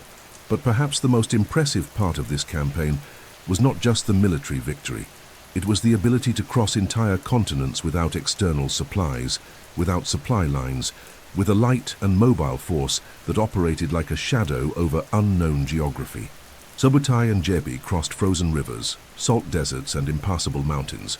They faced Georgian archers, Russian knights and Tatar ambushes, and still pressed forward. In many places, they were taken for ghosts, in others, for demons, and when they finally completed the arc of their journey, they returned to Mongolia by entirely different routes, passing through the Aral Sea region and modern-day Kazakhstan. They had traveled over 10,000 kilometers, and they returned with knowledge no other people possessed. Upon their return, they delivered a detailed oral report to Genghis Khan: the defenses of the Russian principalities, the divisions among the Slavs, the behavior of Christian leaders, the locations of walled cities, the expanse of Eastern European kingdoms. More than maps, they brought the geopolitical pulse of a civilization that had yet to grasp the full reach of the Mongol Empire. It was the beginning of what years later would become the total invasion of Russia and Eastern Europe. But at that moment, Genghis did not order continuation. He simply wanted to know, and that was enough. The Iron Generals had completed their mission to map the future of war. This campaign also elevated Subutai and Jebe to near mythical status within the Mongol military structure. Subutai, in particular, would be recognized as the greatest strategist of the empire, responsible for future campaigns against Hungary, Poland, and the Holy Roman Empire. Jebe, who would die shortly after the journey, would be remembered as the warrior who laid down his sword against Genghis, only to become the Khan's fiercest arm. Both represented the Mongol ideal: unbreakable loyalty, ruthless competence, and the ability to turn distance into domination. Thus, while the world was still trying to understand who this man called Genghis Khan was, his empire already knew everything about the world, and wherever Mongol horses touched the ground, a new geography was drawn, not with ink or words, but with steel, dust, and oaths. The eternal blue sky, always above, watched in silence. For the Iron Generals did not merely conquer lands, they sketched destiny. While Generals Subutai and Jebe were crossing the steppes and defeating princes along the Kalka River, Genghis Khan kept his attention focused on consolidating strategic regions within Central Asia. One of these regions was the territory of the Kara Khitan, an empire that, although smaller and in decline, still controlled a significant portion of land between Turkestan and what is now northwestern China. Governed by Khitan nobles, descendants of the Liao dynasty that had once ruled northern China, the Kara Khitan Empire served as a cultural bridge between Islam, Buddhism, Nestorian Christianity, and Eastern nomadic traditions. It was a hybrid, but unstable society, and its fragility was evident to Genghis Khan, who saw in it not just another frontier to conquer, but a vital node for controlling the Silk Road and the mountainous region of Zungaria. The pretext for invasion arose naturally. Kuchlug, a rebellious noble of the Naiman ethnicity and a former enemy of Genghis, had sought refuge among the Kara Khitan after his defeat in Mongolia's internal wars. There, he not only recovered, but usurped the throne, imposing an oppressive regime on the Muslim populations of the region. Genghis, always attentive to opportunities to frame his conquests with moral legitimacy, presented himself as the liberator of the oppressed, promising to restore religious freedom and order in the cities dominated by Kuchlug.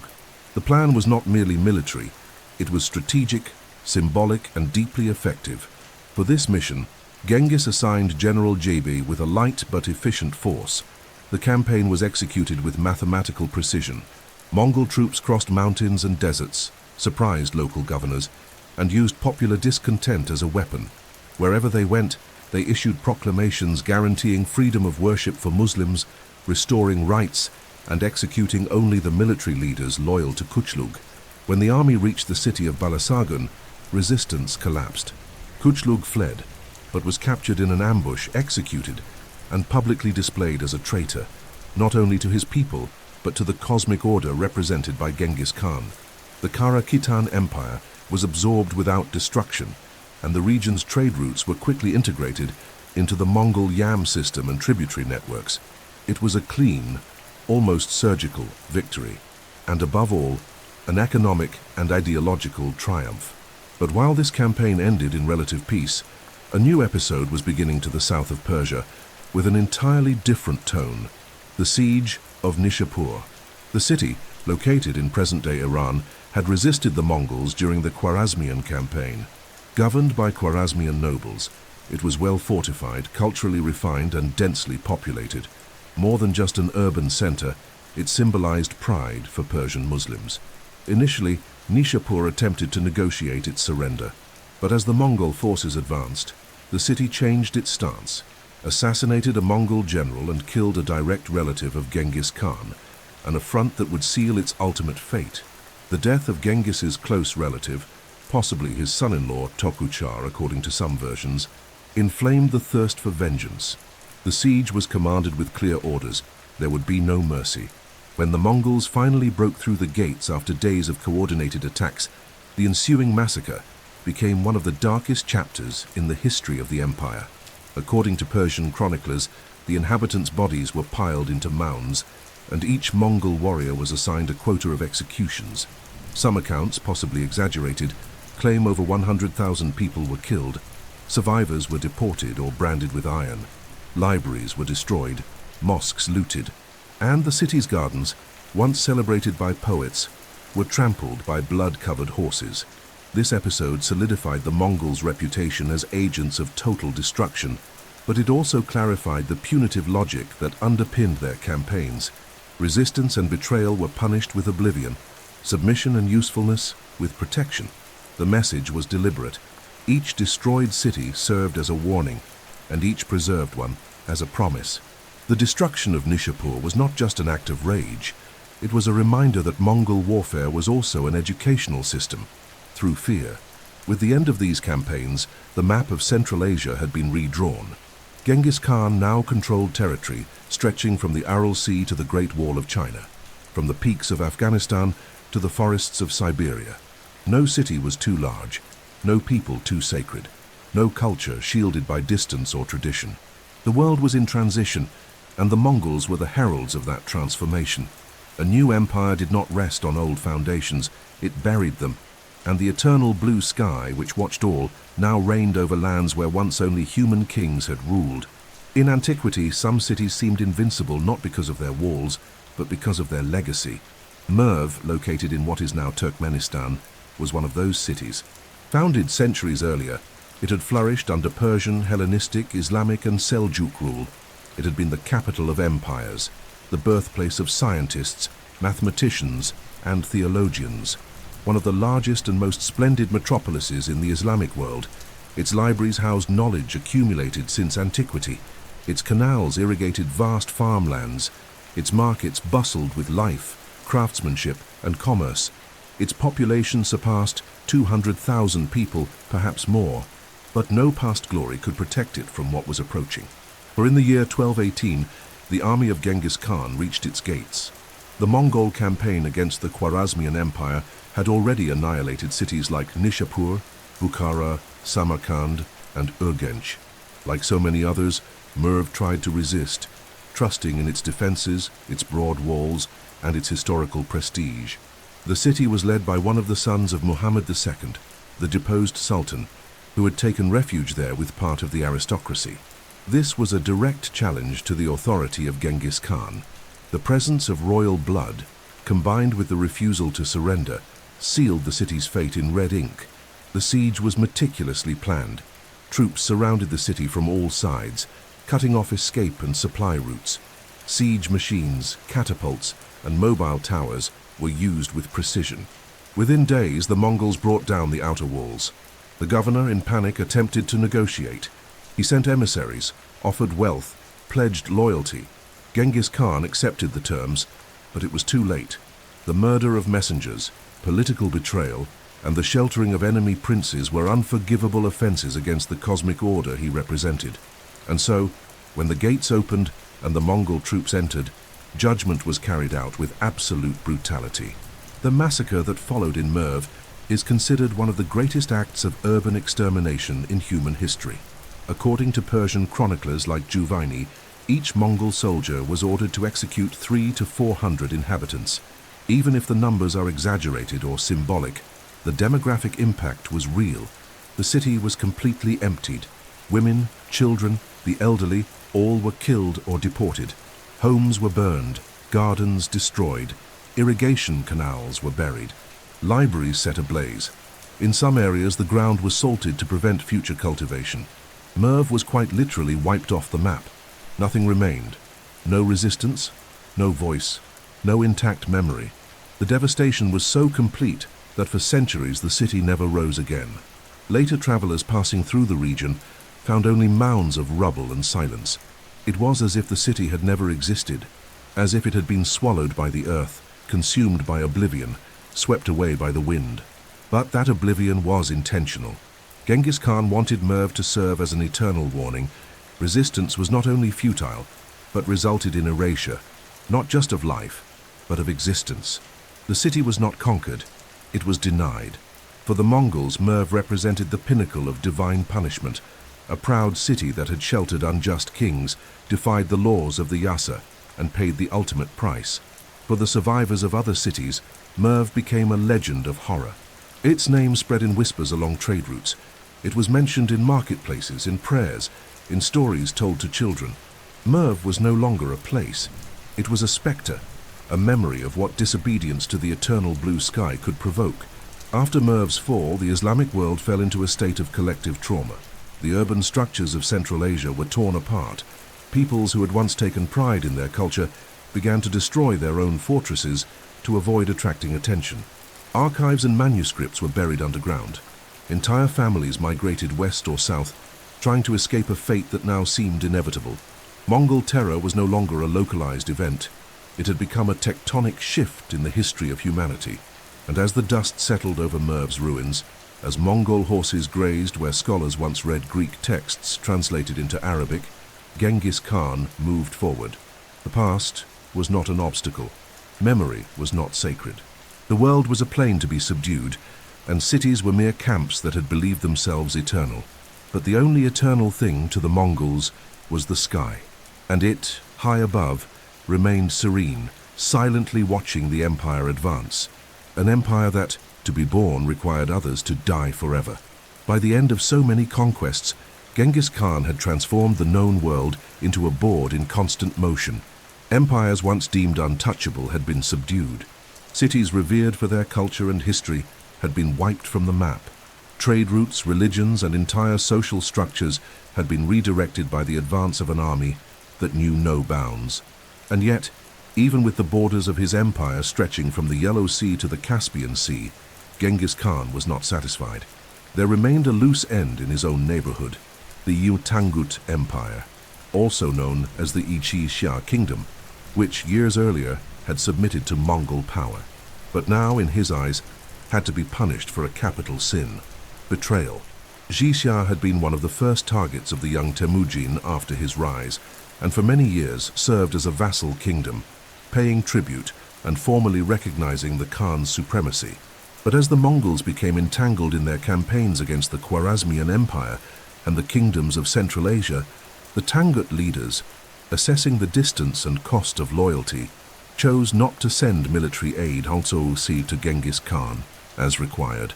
They ignored summons, delayed tributes, and in some cases secretly negotiated with Mongol enemies, hoping for the collapse of the new empire.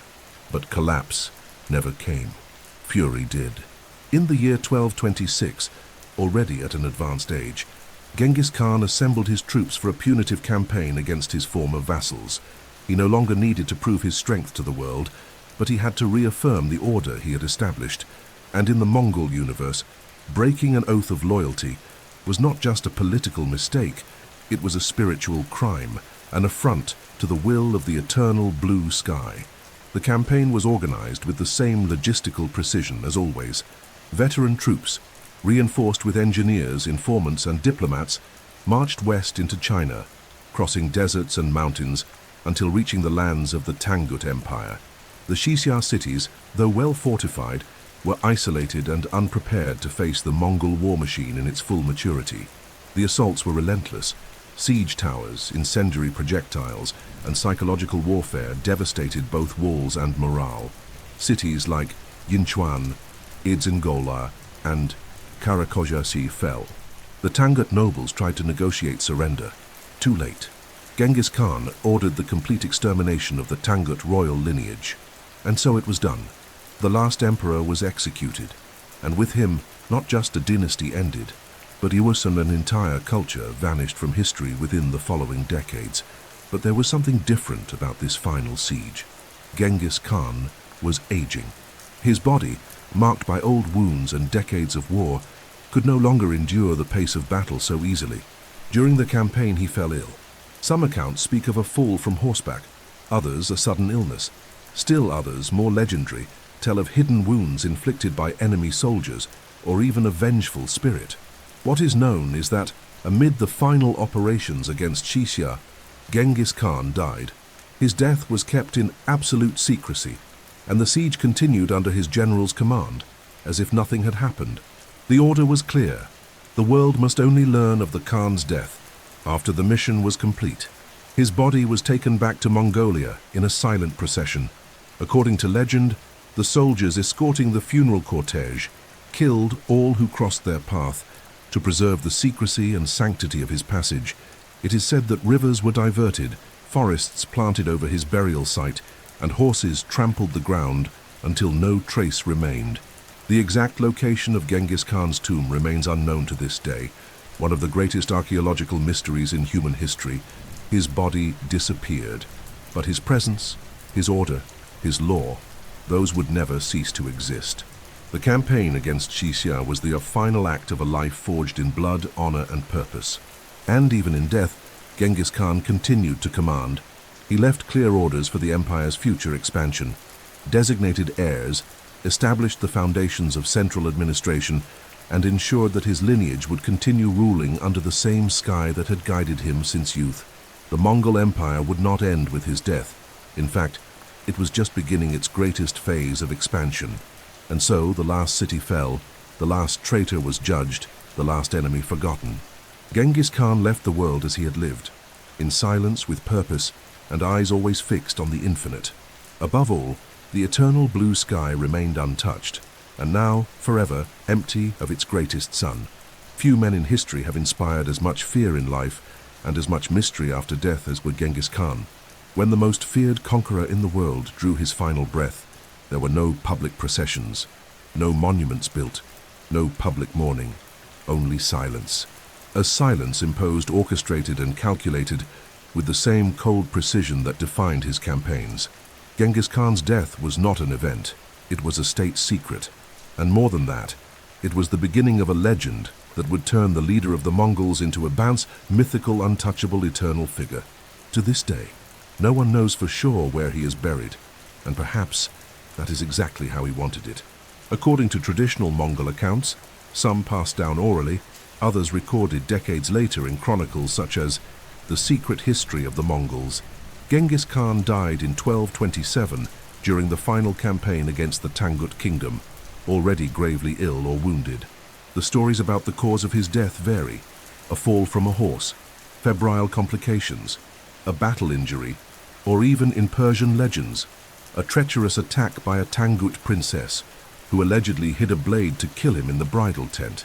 None of these accounts can be confirmed with certainty. What is known is that after his death, Mongol generals concealed the news for weeks to ensure the campaign would end under full authority. Genghis's body was then transported back to Mongolia, escorted by a silent guard that crossed deserts, plains, and mountains. This funerary journey became a sacred ritual. All who saw the procession were killed, according to the records. Some say that as many as 1,000 guards were assigned to bury the Khan, and in the end, they too were executed to preserve the burial site's secrecy.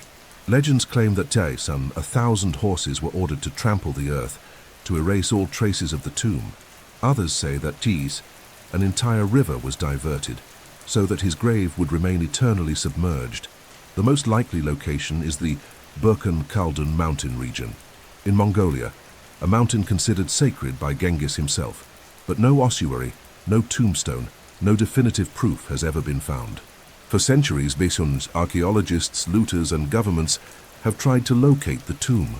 Dozens of expeditions have failed. Some medieval maps point to lost valleys.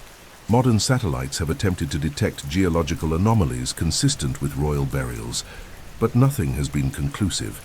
Genghis Khan's tomb remains a symbolic void, the throne of an empire buried with its own king. Perhaps it is one of history's greatest ironies.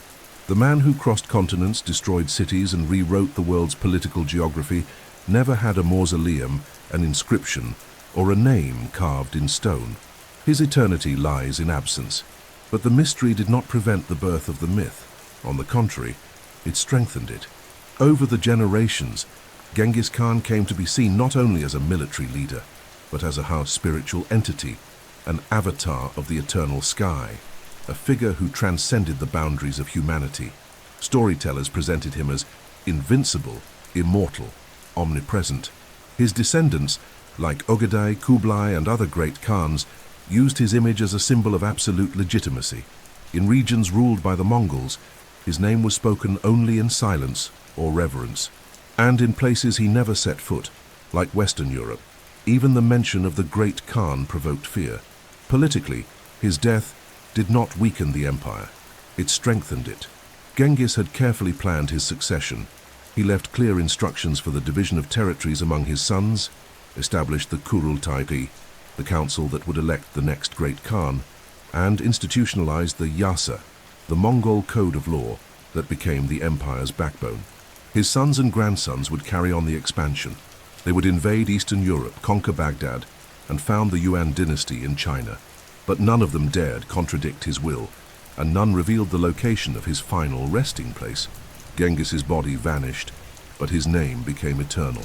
Thus Genghis Khan left life as he entered history, in silence, surrounded by vastness, guarded by the steppe winds and the loyalty of a people who believed the sky was law. His invisible tomb may be the greatest construction of his empire. It is not in stone, not in marble, not in the archives of archaeology. It lies in the human imagination, where it remains intact, unreachable, untouchable, like the eternal blue sky he claimed to serve. War can found empires, but it is the invisible structures that sustain them. Genghis Khan, often remembered for his military fury and capacity for destruction, was also one of the most brilliant administrative architects in human history. His genius lay not only on the battlefield, but in how he shaped a functional, efficient, and adaptable system of governance, capable of maintaining cohesion across a continental empire that stretched from the Pacific Ocean to the Caspian Sea. And all of this began with something profoundly simple, yet radical: the understanding that loyalty was more powerful than blood, and that efficiency mattered more than tradition. After unifying the Mongol tribes, Genghis launched a deep reform of his people's social structure.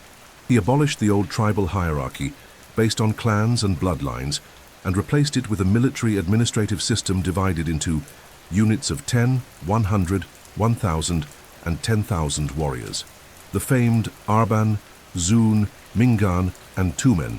This organization, while useful in war, also served for tax collection, supply distribution, and civil order. Each unit had a leader responsible not just for military duties, but for the well-being of the members, creating a horizontal network of accountability. In doing so, he depersonalized tribal power and rebuilt the empire on meritocracy and discipline. Another of Genghis Khan's invisible achievements was the development of a legal system capable of ruling over diverse peoples of varying religions, cultures, and languages. This codification became known as the Yasa, a set of laws initially transmitted orally, forming an unwritten constitution of the empire. The Yasa regulated everything from military matters to punishment for adultery, theft, treason, desertion, and ensured protection for diplomats and messengers. It demanded absolute loyalty to the Khan, strict respect for hierarchy, and strong protection of trade. It was applied rigidly, but not arbitrarily. Its main purpose was to ensure that all people, regardless of origin, could live under a common code of conduct. To integrate such vast regions, Genghis Khan also created one of the most ambitious logistical systems in medieval history, the YAM system, a vast postal and communication network that stretched across the empire. With relay stations every 30 to 40 kilometers, horses on standby, lodging for messengers, and specialized signage, the YAM allowed messages to cross thousands of kilometers in mere days. It was an invisible spine that connected cities, battlefields, and palaces. This system, an early version of an imperial postal service, facilitated trade, surveillance, intelligence gathering, and centralized administration. In addition, Genghis promoted religious tolerance with a singular pragmatism. He was not devoted to any dogma, but understood that allowing free religious practice in conquered territories reduced resistance and helped co-opt local elites. Buddhists, Muslims, Christians, shamans, and Taoists could build temples, conduct rituals, and run schools, so long as they respected central authority.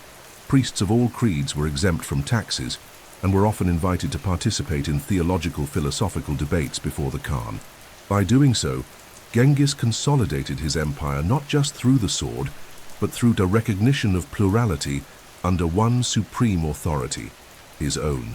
Economically, Genghis understood the value of the trade routes as the empire's lifeblood. He protected caravans, restored ancient paths of the Silk Road, issued co-official Mongol passports bound for merchants, and ensured that theft or abuse against travelers was severely punished.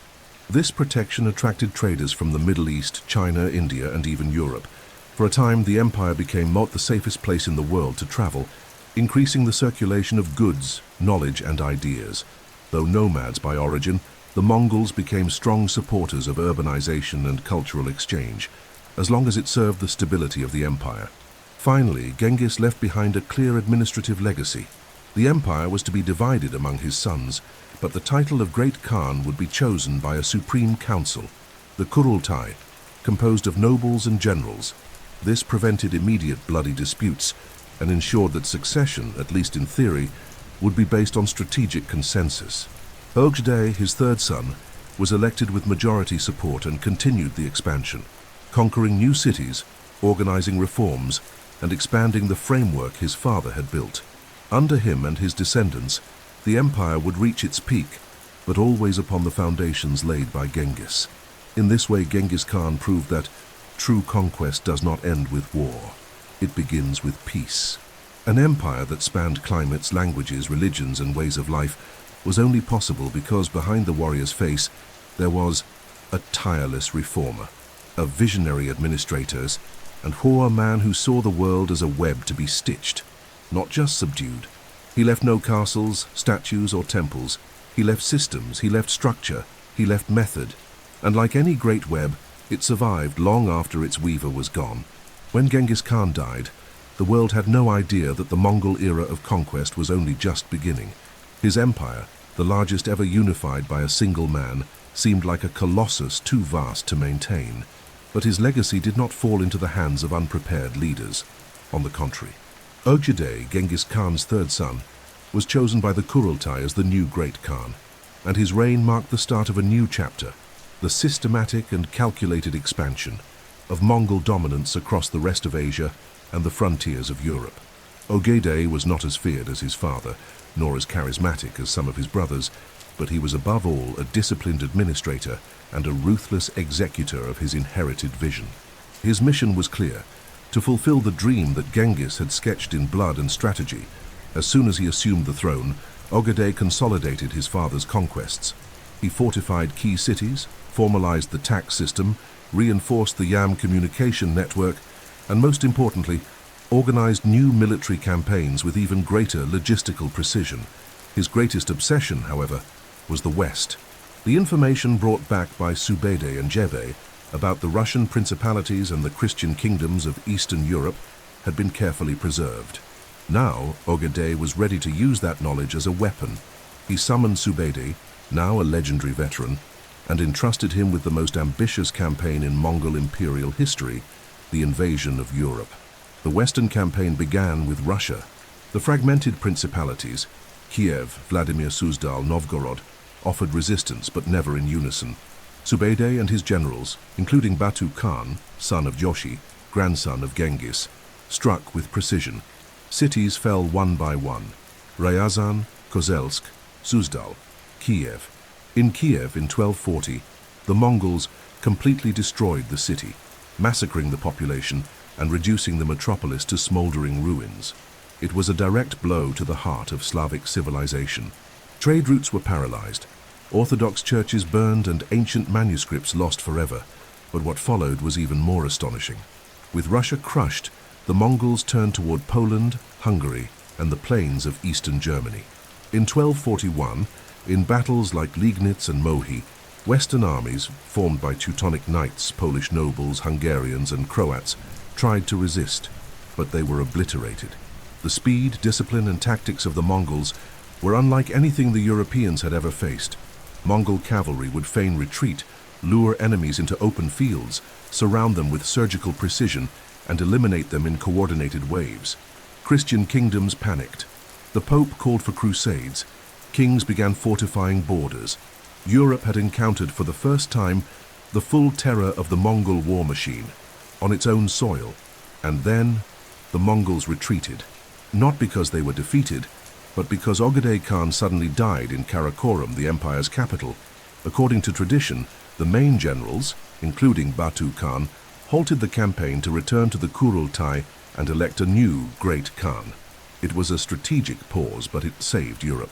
Many cities that were next on the invasion list were spared because of the succession protocol. This pause revealed that as fearsome as they were, the Mongols were also highly organized, loyal to political structures, and deeply disciplined. No general would dare continue a war without the blessing of the supreme new leader. Even off the battlefield, Ögedei's reign was remarkable. He expanded Karakorum with palaces, markets, and administrative buildings. He introduced a standardized currency, promoted trade with the Islamic world, and hired architects, physicians, and scholars from all conquered lands. Under his rule, the Mongol Empire became a hub of cultural exchange, where Buddhist monks, Arab astronomers, Chinese mathematicians, and European merchants circulated with relative safety. It was an empire of iron, but with veins of silk. Ögedei also strengthened the model of decentralized governance, where different branches of the family ruled parts of the empire semi-autonomously, but always under the authority of the great Khan. This structure allowed conquests to continue under Genghis's grandsons, especially Kublai Khan, who would become Emperor of China, and Hulagu Khan, who brought about the fall of Baghdad. Ögedei's strategy was to lay the foundations for an empire that would outlast internal divisions and survive through generations, even as family ties gradually weakened. In the end, Ögedei was not just Genghis Khan's successor, he was his amplifier and executor. Under Ögedei, the empire reached its greatest territorial extent. Under him, Europeans began to see the Mongols not just as barbarians, but as a real, organized and intelligent power. And under him, the eternal blue sky remained open, watching over a land that was, for a brief moment in history, universally Mongol. As the Mongol armies rode through the steppes, forests, and deserts of the medieval world, the nations observing their movements oscillated between absolute dread and silent admiration. The emergence of such a swift, brutal, and yet astonishingly effective empire shattered everything the civilizations of the time thought they knew about power. The Mongols didn't just devastate cities, they defied logic. How could a nomadic people without formal writing, from the fringes of civilization, subjugate millennia-old empires like China, Persia, the Islamic world, and even threaten Christian Europe? That was the question haunting kings, caliphs, popes, and scholars in every direction of the compass. In the West, the impact was immediate and brutal. After the destruction of cities like Kiev and the slaughter of Hungarian and Polish nobles in lightning-fast battles, panic spread through Europe's courts. Chronicles of the time spoke of horsemen of the apocalypse, and many believed the Mongols were sent from hell or were a cursed race descended from Cain, doomed to roam and destroy. Pope Innocent IV even sent envoys, such as the Franciscan friar Giovanni da Pian del Carpine, to try to understand who these lords of the East were. The diplomatic mission had a dual purpose: gather intelligence and, if possible, convert the Khans to Christianity. But what Giovanni discovered was the opposite. The Mongols demanded submission, not conversion. and their ambassadors delivered commands, not requests. Still, there was fascination. The travelers' reports described well-organized cities, safe trade routes, religious tolerance, and a meritocratic impersonal government where birth mattered less than loyalty. Italian merchants, Venetians and Genoese began to see opportunities. The Silk Road, once choked by war and bandits, was revived under Mongol rule, now patrolled and protected, linking the Mediterranean to China. Goods like silk, porcelain, spices and jewels began circulating more freely. Mongol terror began to blend with Mongol commerce, and for the first time, an empire economically unified half the planet. In the Islamic world, the reaction was more complex. The brutal fall of cities like Bukhara, Nishapur, Merv and especially Baghdad in 1258 under Hulagu Khan caused deep trauma. The capital of the Abbasid Caliphate, cultural and spiritual heart of Islam, was sacked, its library destroyed, and the caliph executed. The event was so catastrophic that poets and chroniclers compared it to the end of the world. Yet the Mongols adapted. They converted to Islam, married Persian princesses, employed Muslim scholars at their courts, and supported science, medicine, and astronomy. In Iran, Syria, and Central Asia, Persianized Mongols emerged who upheld local traditions under the blue sky standard. In China, where resistance had been fierce, the Mongol arrival also caused shock and transformation.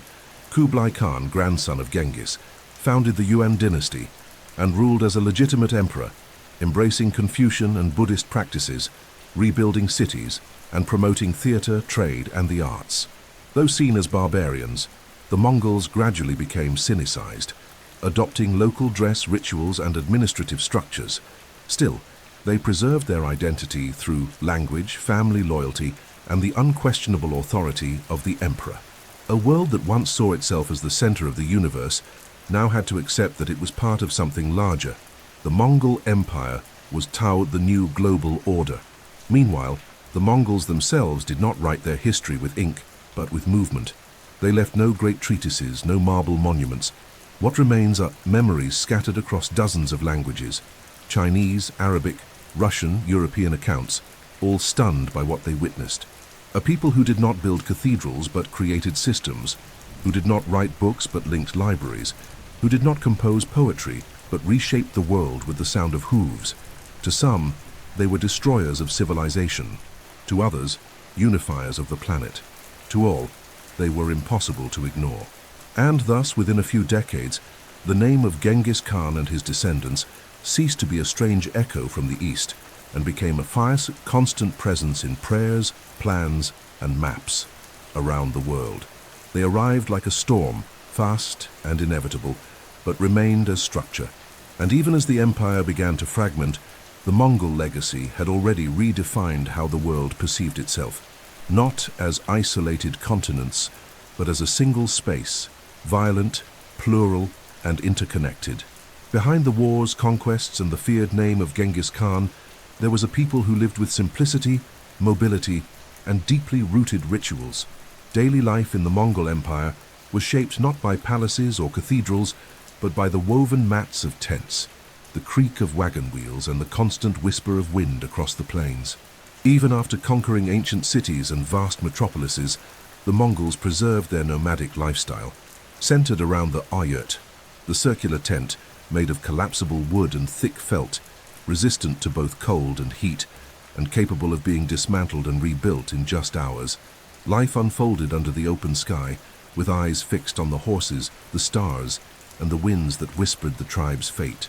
The foundation of Mongol social organization was the extended family, where bonds of loyalty and hierarchy were clearly defined.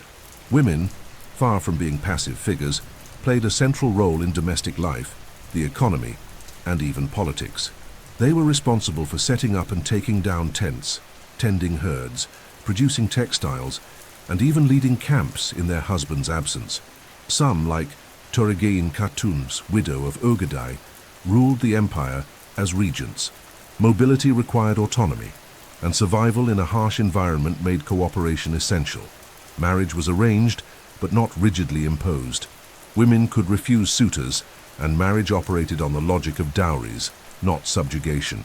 Food was simple but energetic. Fermented mare's milk, erag, was a traditional drink considered strengthening. Dried meat, horse fat, yogurts and cheeses formed the dietary base. In times of scarcity, they cooked whatever was available. Yet hospitality was sacred. Every traveler or guest had to be fed with the best available, even in hard times. There was no excessive abundance, but there was honor in sharing. Tools were portable, metal pots, knives strapped to belts, and saddles that doubled as pillows. Simplicity was a virtue, and adaptability a necessity. Mongol spirituality was shaped by Tengrist shamanism, a belief in harmony between sky, earth, and spirit. Shoa Tengri, Firebach, the eternal sky, was seen as the supreme being, and Genghis Khan claimed to rule in his name. Yet the Mongols were remarkably tolerant. Buddhists, Muslims, Nestorian Christians, and Taoists coexisted peacefully in conquered territories. In the camps, it was common for priests of various faiths to be given space for prayer. The Mongol view was less dogmatic and more cosmic. Balance mattered more than religious exclusivity. In terms of clothing, Mongols wore layered garments made of wool, leather, or fur. Their outfits were practical, with wide sleeves for cold weather and belts for tools and weapons. Boots had flat, upturned soles for easier horseback riding. Attire indicated status but remained functional. Jewelry and precious metals were reserved for nobles or special occasions. The hand-felt hat with a straight brim was one of the most symbolic items, and removing it in front of someone else signified deep respect. Education took place in practice. From a young age, Mongol children learned to ride horses, hunt, shoot arrows, and read the winds, roots, and stars. An oral wisdom passed through generations. Stories of heroes, codes of conduct, legends about the sky and earth. There were no formal schools, but learning was constant. Children of the elite, especially after the conquests, began to receive foreign tutors, Chinese, Persian, Arab, who taught writing, administration, philosophy, and languages. In this way, the Mongols absorbed the knowledge of the conquered without losing their identity. Leisure was also part of Mongol life. Archery contests, horse races, and wrestling matches were common during festivals. Music was played on simple instruments like the morin kurakchi, horsehead fiddle, and songs recounted ancient tales or daily life. Historians and chroniclers were welcomed in the camps, as preserving oral memory was a matter of honor. Still, life was harsh. Storms, disease, ambushes, and tribal disputes could wipe out entire communities. Yet the sense of shared destiny and communal strength allowed the Mongol people to endure time, distance, and the changes brought by empire. Even after their conquests, many nobles preferred to retain their nomadic life. Rather than settling in palaces, they traveled with luxurious tents, surrounded by servants, but still exposed to the elements. For the Mongols, the world was not a territory to be tamed. It was a route to be traveled. This worldview shaped their empire, dynamic, fluid, expansive, and resistant to rigidity. And perhaps this is why they lasted so long, because their strength came from mobility, and their spirit from the steppe. No empire, no matter how vast or feared, remains intact under the weight of time. The Mongol Empire, founded by Genghis Khan through blood, vision, and discipline, reached a geographic extent never before seen, but as it expanded, it also began to fracture from within. What had been united by one man, with a firm hand and clear purpose, slowly splintered into family feuds, cultural differences, and logistical challenges that even the best generals could not contain. The fall of the Mongol Empire was not the result of a single defeat or external invasion. It was a slow, silent, and inevitable disintegration, like ice melting in the heat of summer. After the death of Ögedei Khan and later his successors, the Kurultai system, which served as an electoral assembly for choosing the great Khan, began to be corrupted by internal rivalries. Genghis Khan's sons and grandsons, once united under a common vision, started demanding autonomy over their respective territories. Thus emerged the four Khanates: the Golden Horde, in the west ruling parts of Russia and Eastern Europe, the Chagatai Khanate in Central Asia, the Ilkhanate in Persia and the Middle East, and the Yuan dynasty in China under Kublai Khan. On paper, all recognized the authority of the great Khan in Karakoram or Beijing. In practice, each branch of the family ruled as if it were its own empire. Tensions began to rise by the end of the 13th century. The Ilkhanate and the Golden Horde entered open conflict. The Chagatai Khanate resisted Chinese influence, and even Kublai Khan's rule in China faced internal rebellions and administrative collapse, largely due to his inability to reconcile the interests of Han Chinese, Mongol nobles, and the Muslim and Tibetan populations under his control. While trade routes still functioned, the empire no longer had the same sense of centralized command. The once famous Pax Mongolica, that rare period of global stability and mobility, began to unravel, fractured by divisions that even the swiftest cavalry could not resolve. By the 14th century, signs of decline had become undeniable. Epidemics such as the Black Death swept across the empire's trade networks, devastating entire populations and disrupting caravan movement. Local powers began to re-emerge. The Russians reorganized against the Golden Horde. The Chinese rebelled against the Yuan dynasty, and the Persians retook cities like Tabriz and Isfahan. In 1368, Chinese rebels led by Zhu Yuanzhang seized the Mongol capital in Beijing and founded the Iming dynasty, driving the descendants of Kublai Khan out of China. This event symbolically marked the end of direct Mongol rule over East Asia. In Russia, the Golden Horde's power gradually weakened until the Principality of Moscow rose as the center of resistance. In 1480, Ivan III refused to pay tribute to the Khanate, and without a battle being fought, Mongol rule over Russia came to an end. In Persia, the Ilkhanate dissolved into smaller rival states. In Central Asia, civil wars erupted between the remaining Khanates. The world that Genghis had united through force unraveled from within, until the eternal blue sky no longer stretched over a single empire, but over scattered fragments of a glory that had once been indivisible. Despite the fragmentation, the descendants of Genghis Khan continued to exert influence for centuries. Some founded local dynasties, others integrated into the new empires that rose afterward, but none succeeded in restoring the original unity. There was something irreplaceable in the figure of the founding Khan, a unique blend of charisma, fear, and strategic vision that did not pass on to future generations.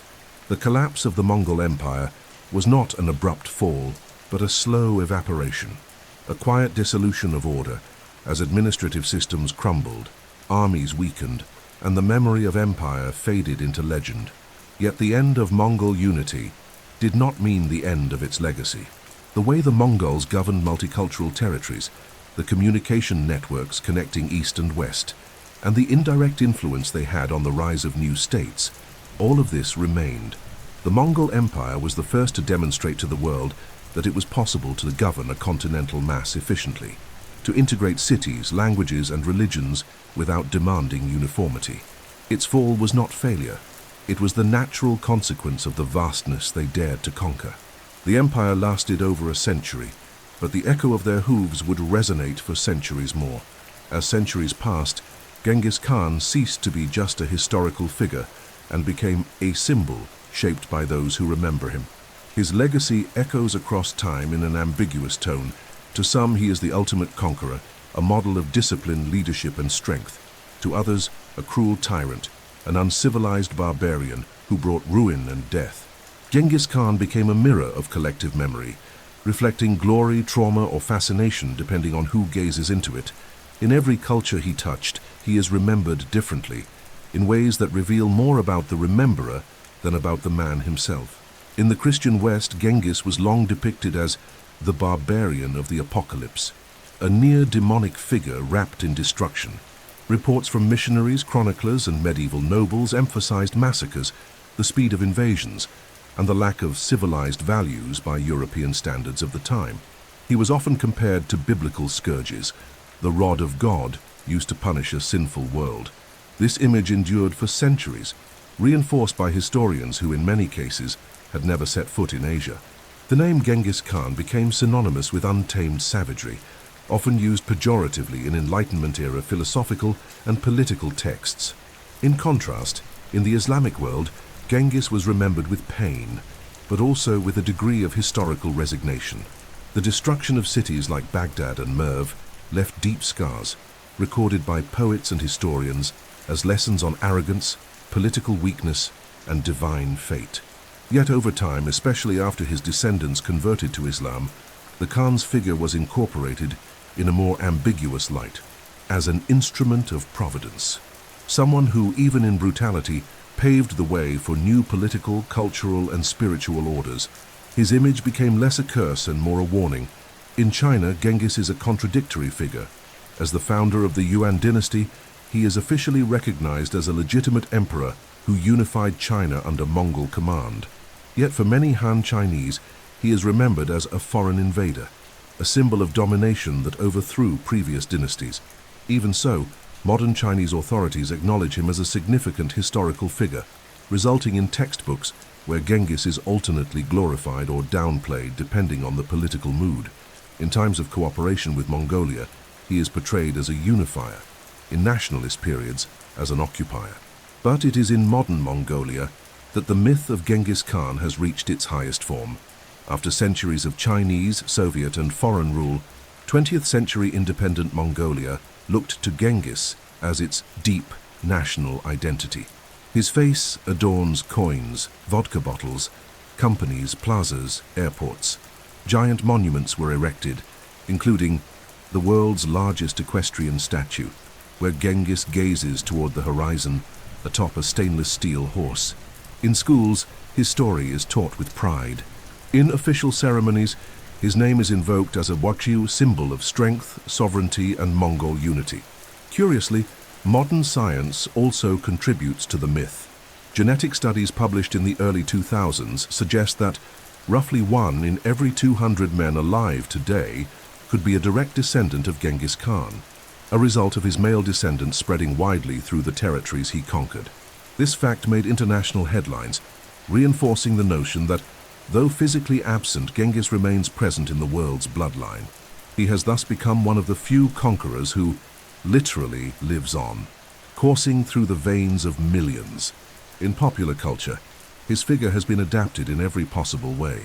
From villains in Hollywood films to heroes in Asian series, through documentaries, novels, comics, and video games, Genghis Khan is often portrayed in exaggerated fashion, sometimes wise and calculating, other times ruthless and beastly. In many cases, his name serves as a metaphor for any force that arrives from the outside and transforms everything with speed and violence. More than a man, he has become a metaphor. And so Genghis Khan continues to ride through history, no longer with armies of arrows, but through symbols, narratives, and interpretations. His tomb remains hidden, his true face unknown, his life cloaked in legend. But his impact is clear. In the political geography he helped reshape, in the trade routes he opened, in the peoples he united, in the systems he left behind. He was not merely a man of his time. He was a redirection of time itself, a turning point, a reminder that human beings can be both creators and destroyers, shepherds and storms, wind and lightning. At the end of such a vast journey filled with battles, alliances, legacies, and myths, certain details still shine a light on the lesser-known facets of Genghis Khan. Curious facts that escape the major history books, but reveal the subtleties of a man who shaped continents through his own decisions. They are fragments, small mirrors reflecting the almost mythical scale of a figure who lived to be eternal. And among so many records, there are 10 facts that continue to astonish scholars, travelers, and the curious even today. 1. His real name wasn't Genghis. Before being known as Genghis Khan, his name was Temujin, given in honor of a Tatar warrior captured by his father. The title Genghis Khan came later, after he unified the Mongol tribes. Its exact meaning remains debated to this day. It may have derived from Chinggis or Chinggis, meaning something like universal ocean or supreme ruler, a metaphor for his ambition to conquer all peoples of the earth. 2. No one knows where he is buried. The location of Genghis Khan's tomb remains one of the greatest archaeological mysteries in history. Legend has it that after his death, thousands of soldiers escorted his body to a secret location, killing anyone who crossed their path, including animals. Then, the soldiers dug the tomb, were killed by their officers, who then took their own lives.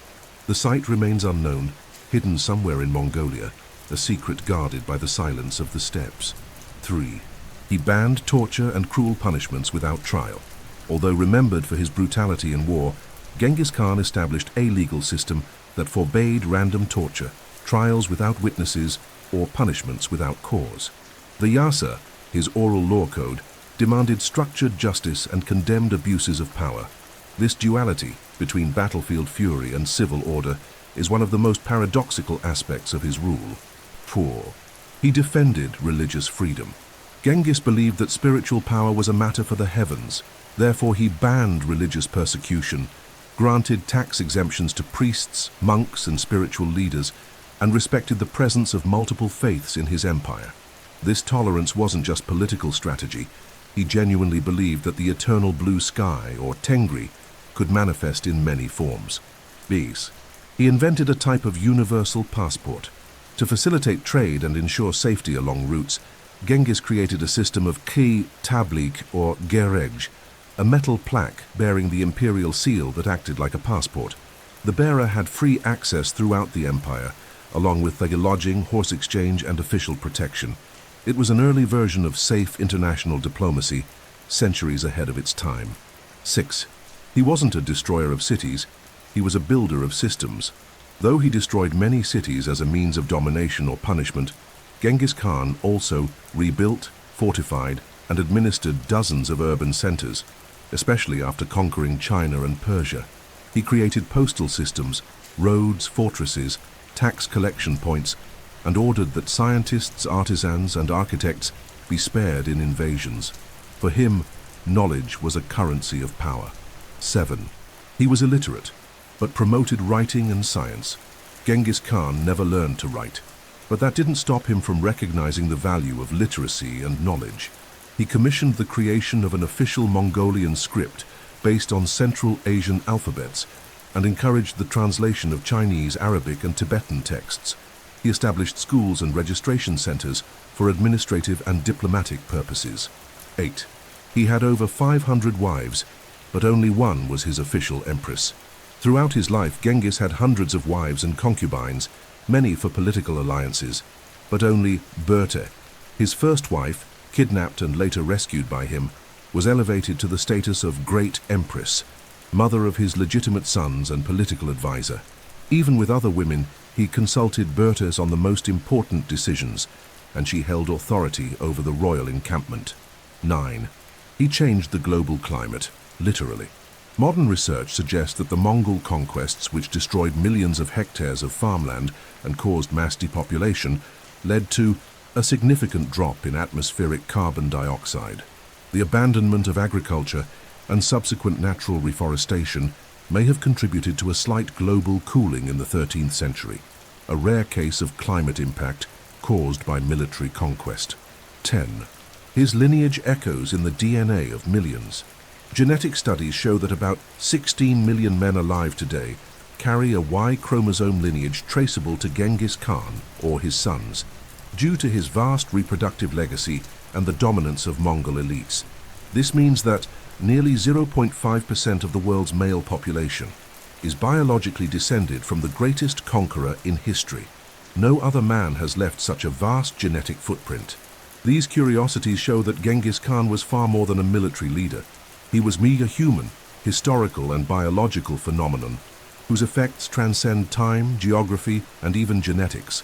A man who lived in constant motion, governed by both instinct and reason, and whose existence continues to shape the present, even if most don't realize it. The figure of Genghis Khan does not rest solely within the pages of history books. It lives, pulses, and provokes, as if time were incapable of erasing it, only reframing it. His presence still hovers over the modern world, not as a ghost, but as a silent reminder of what becomes possible when ambition meets direction.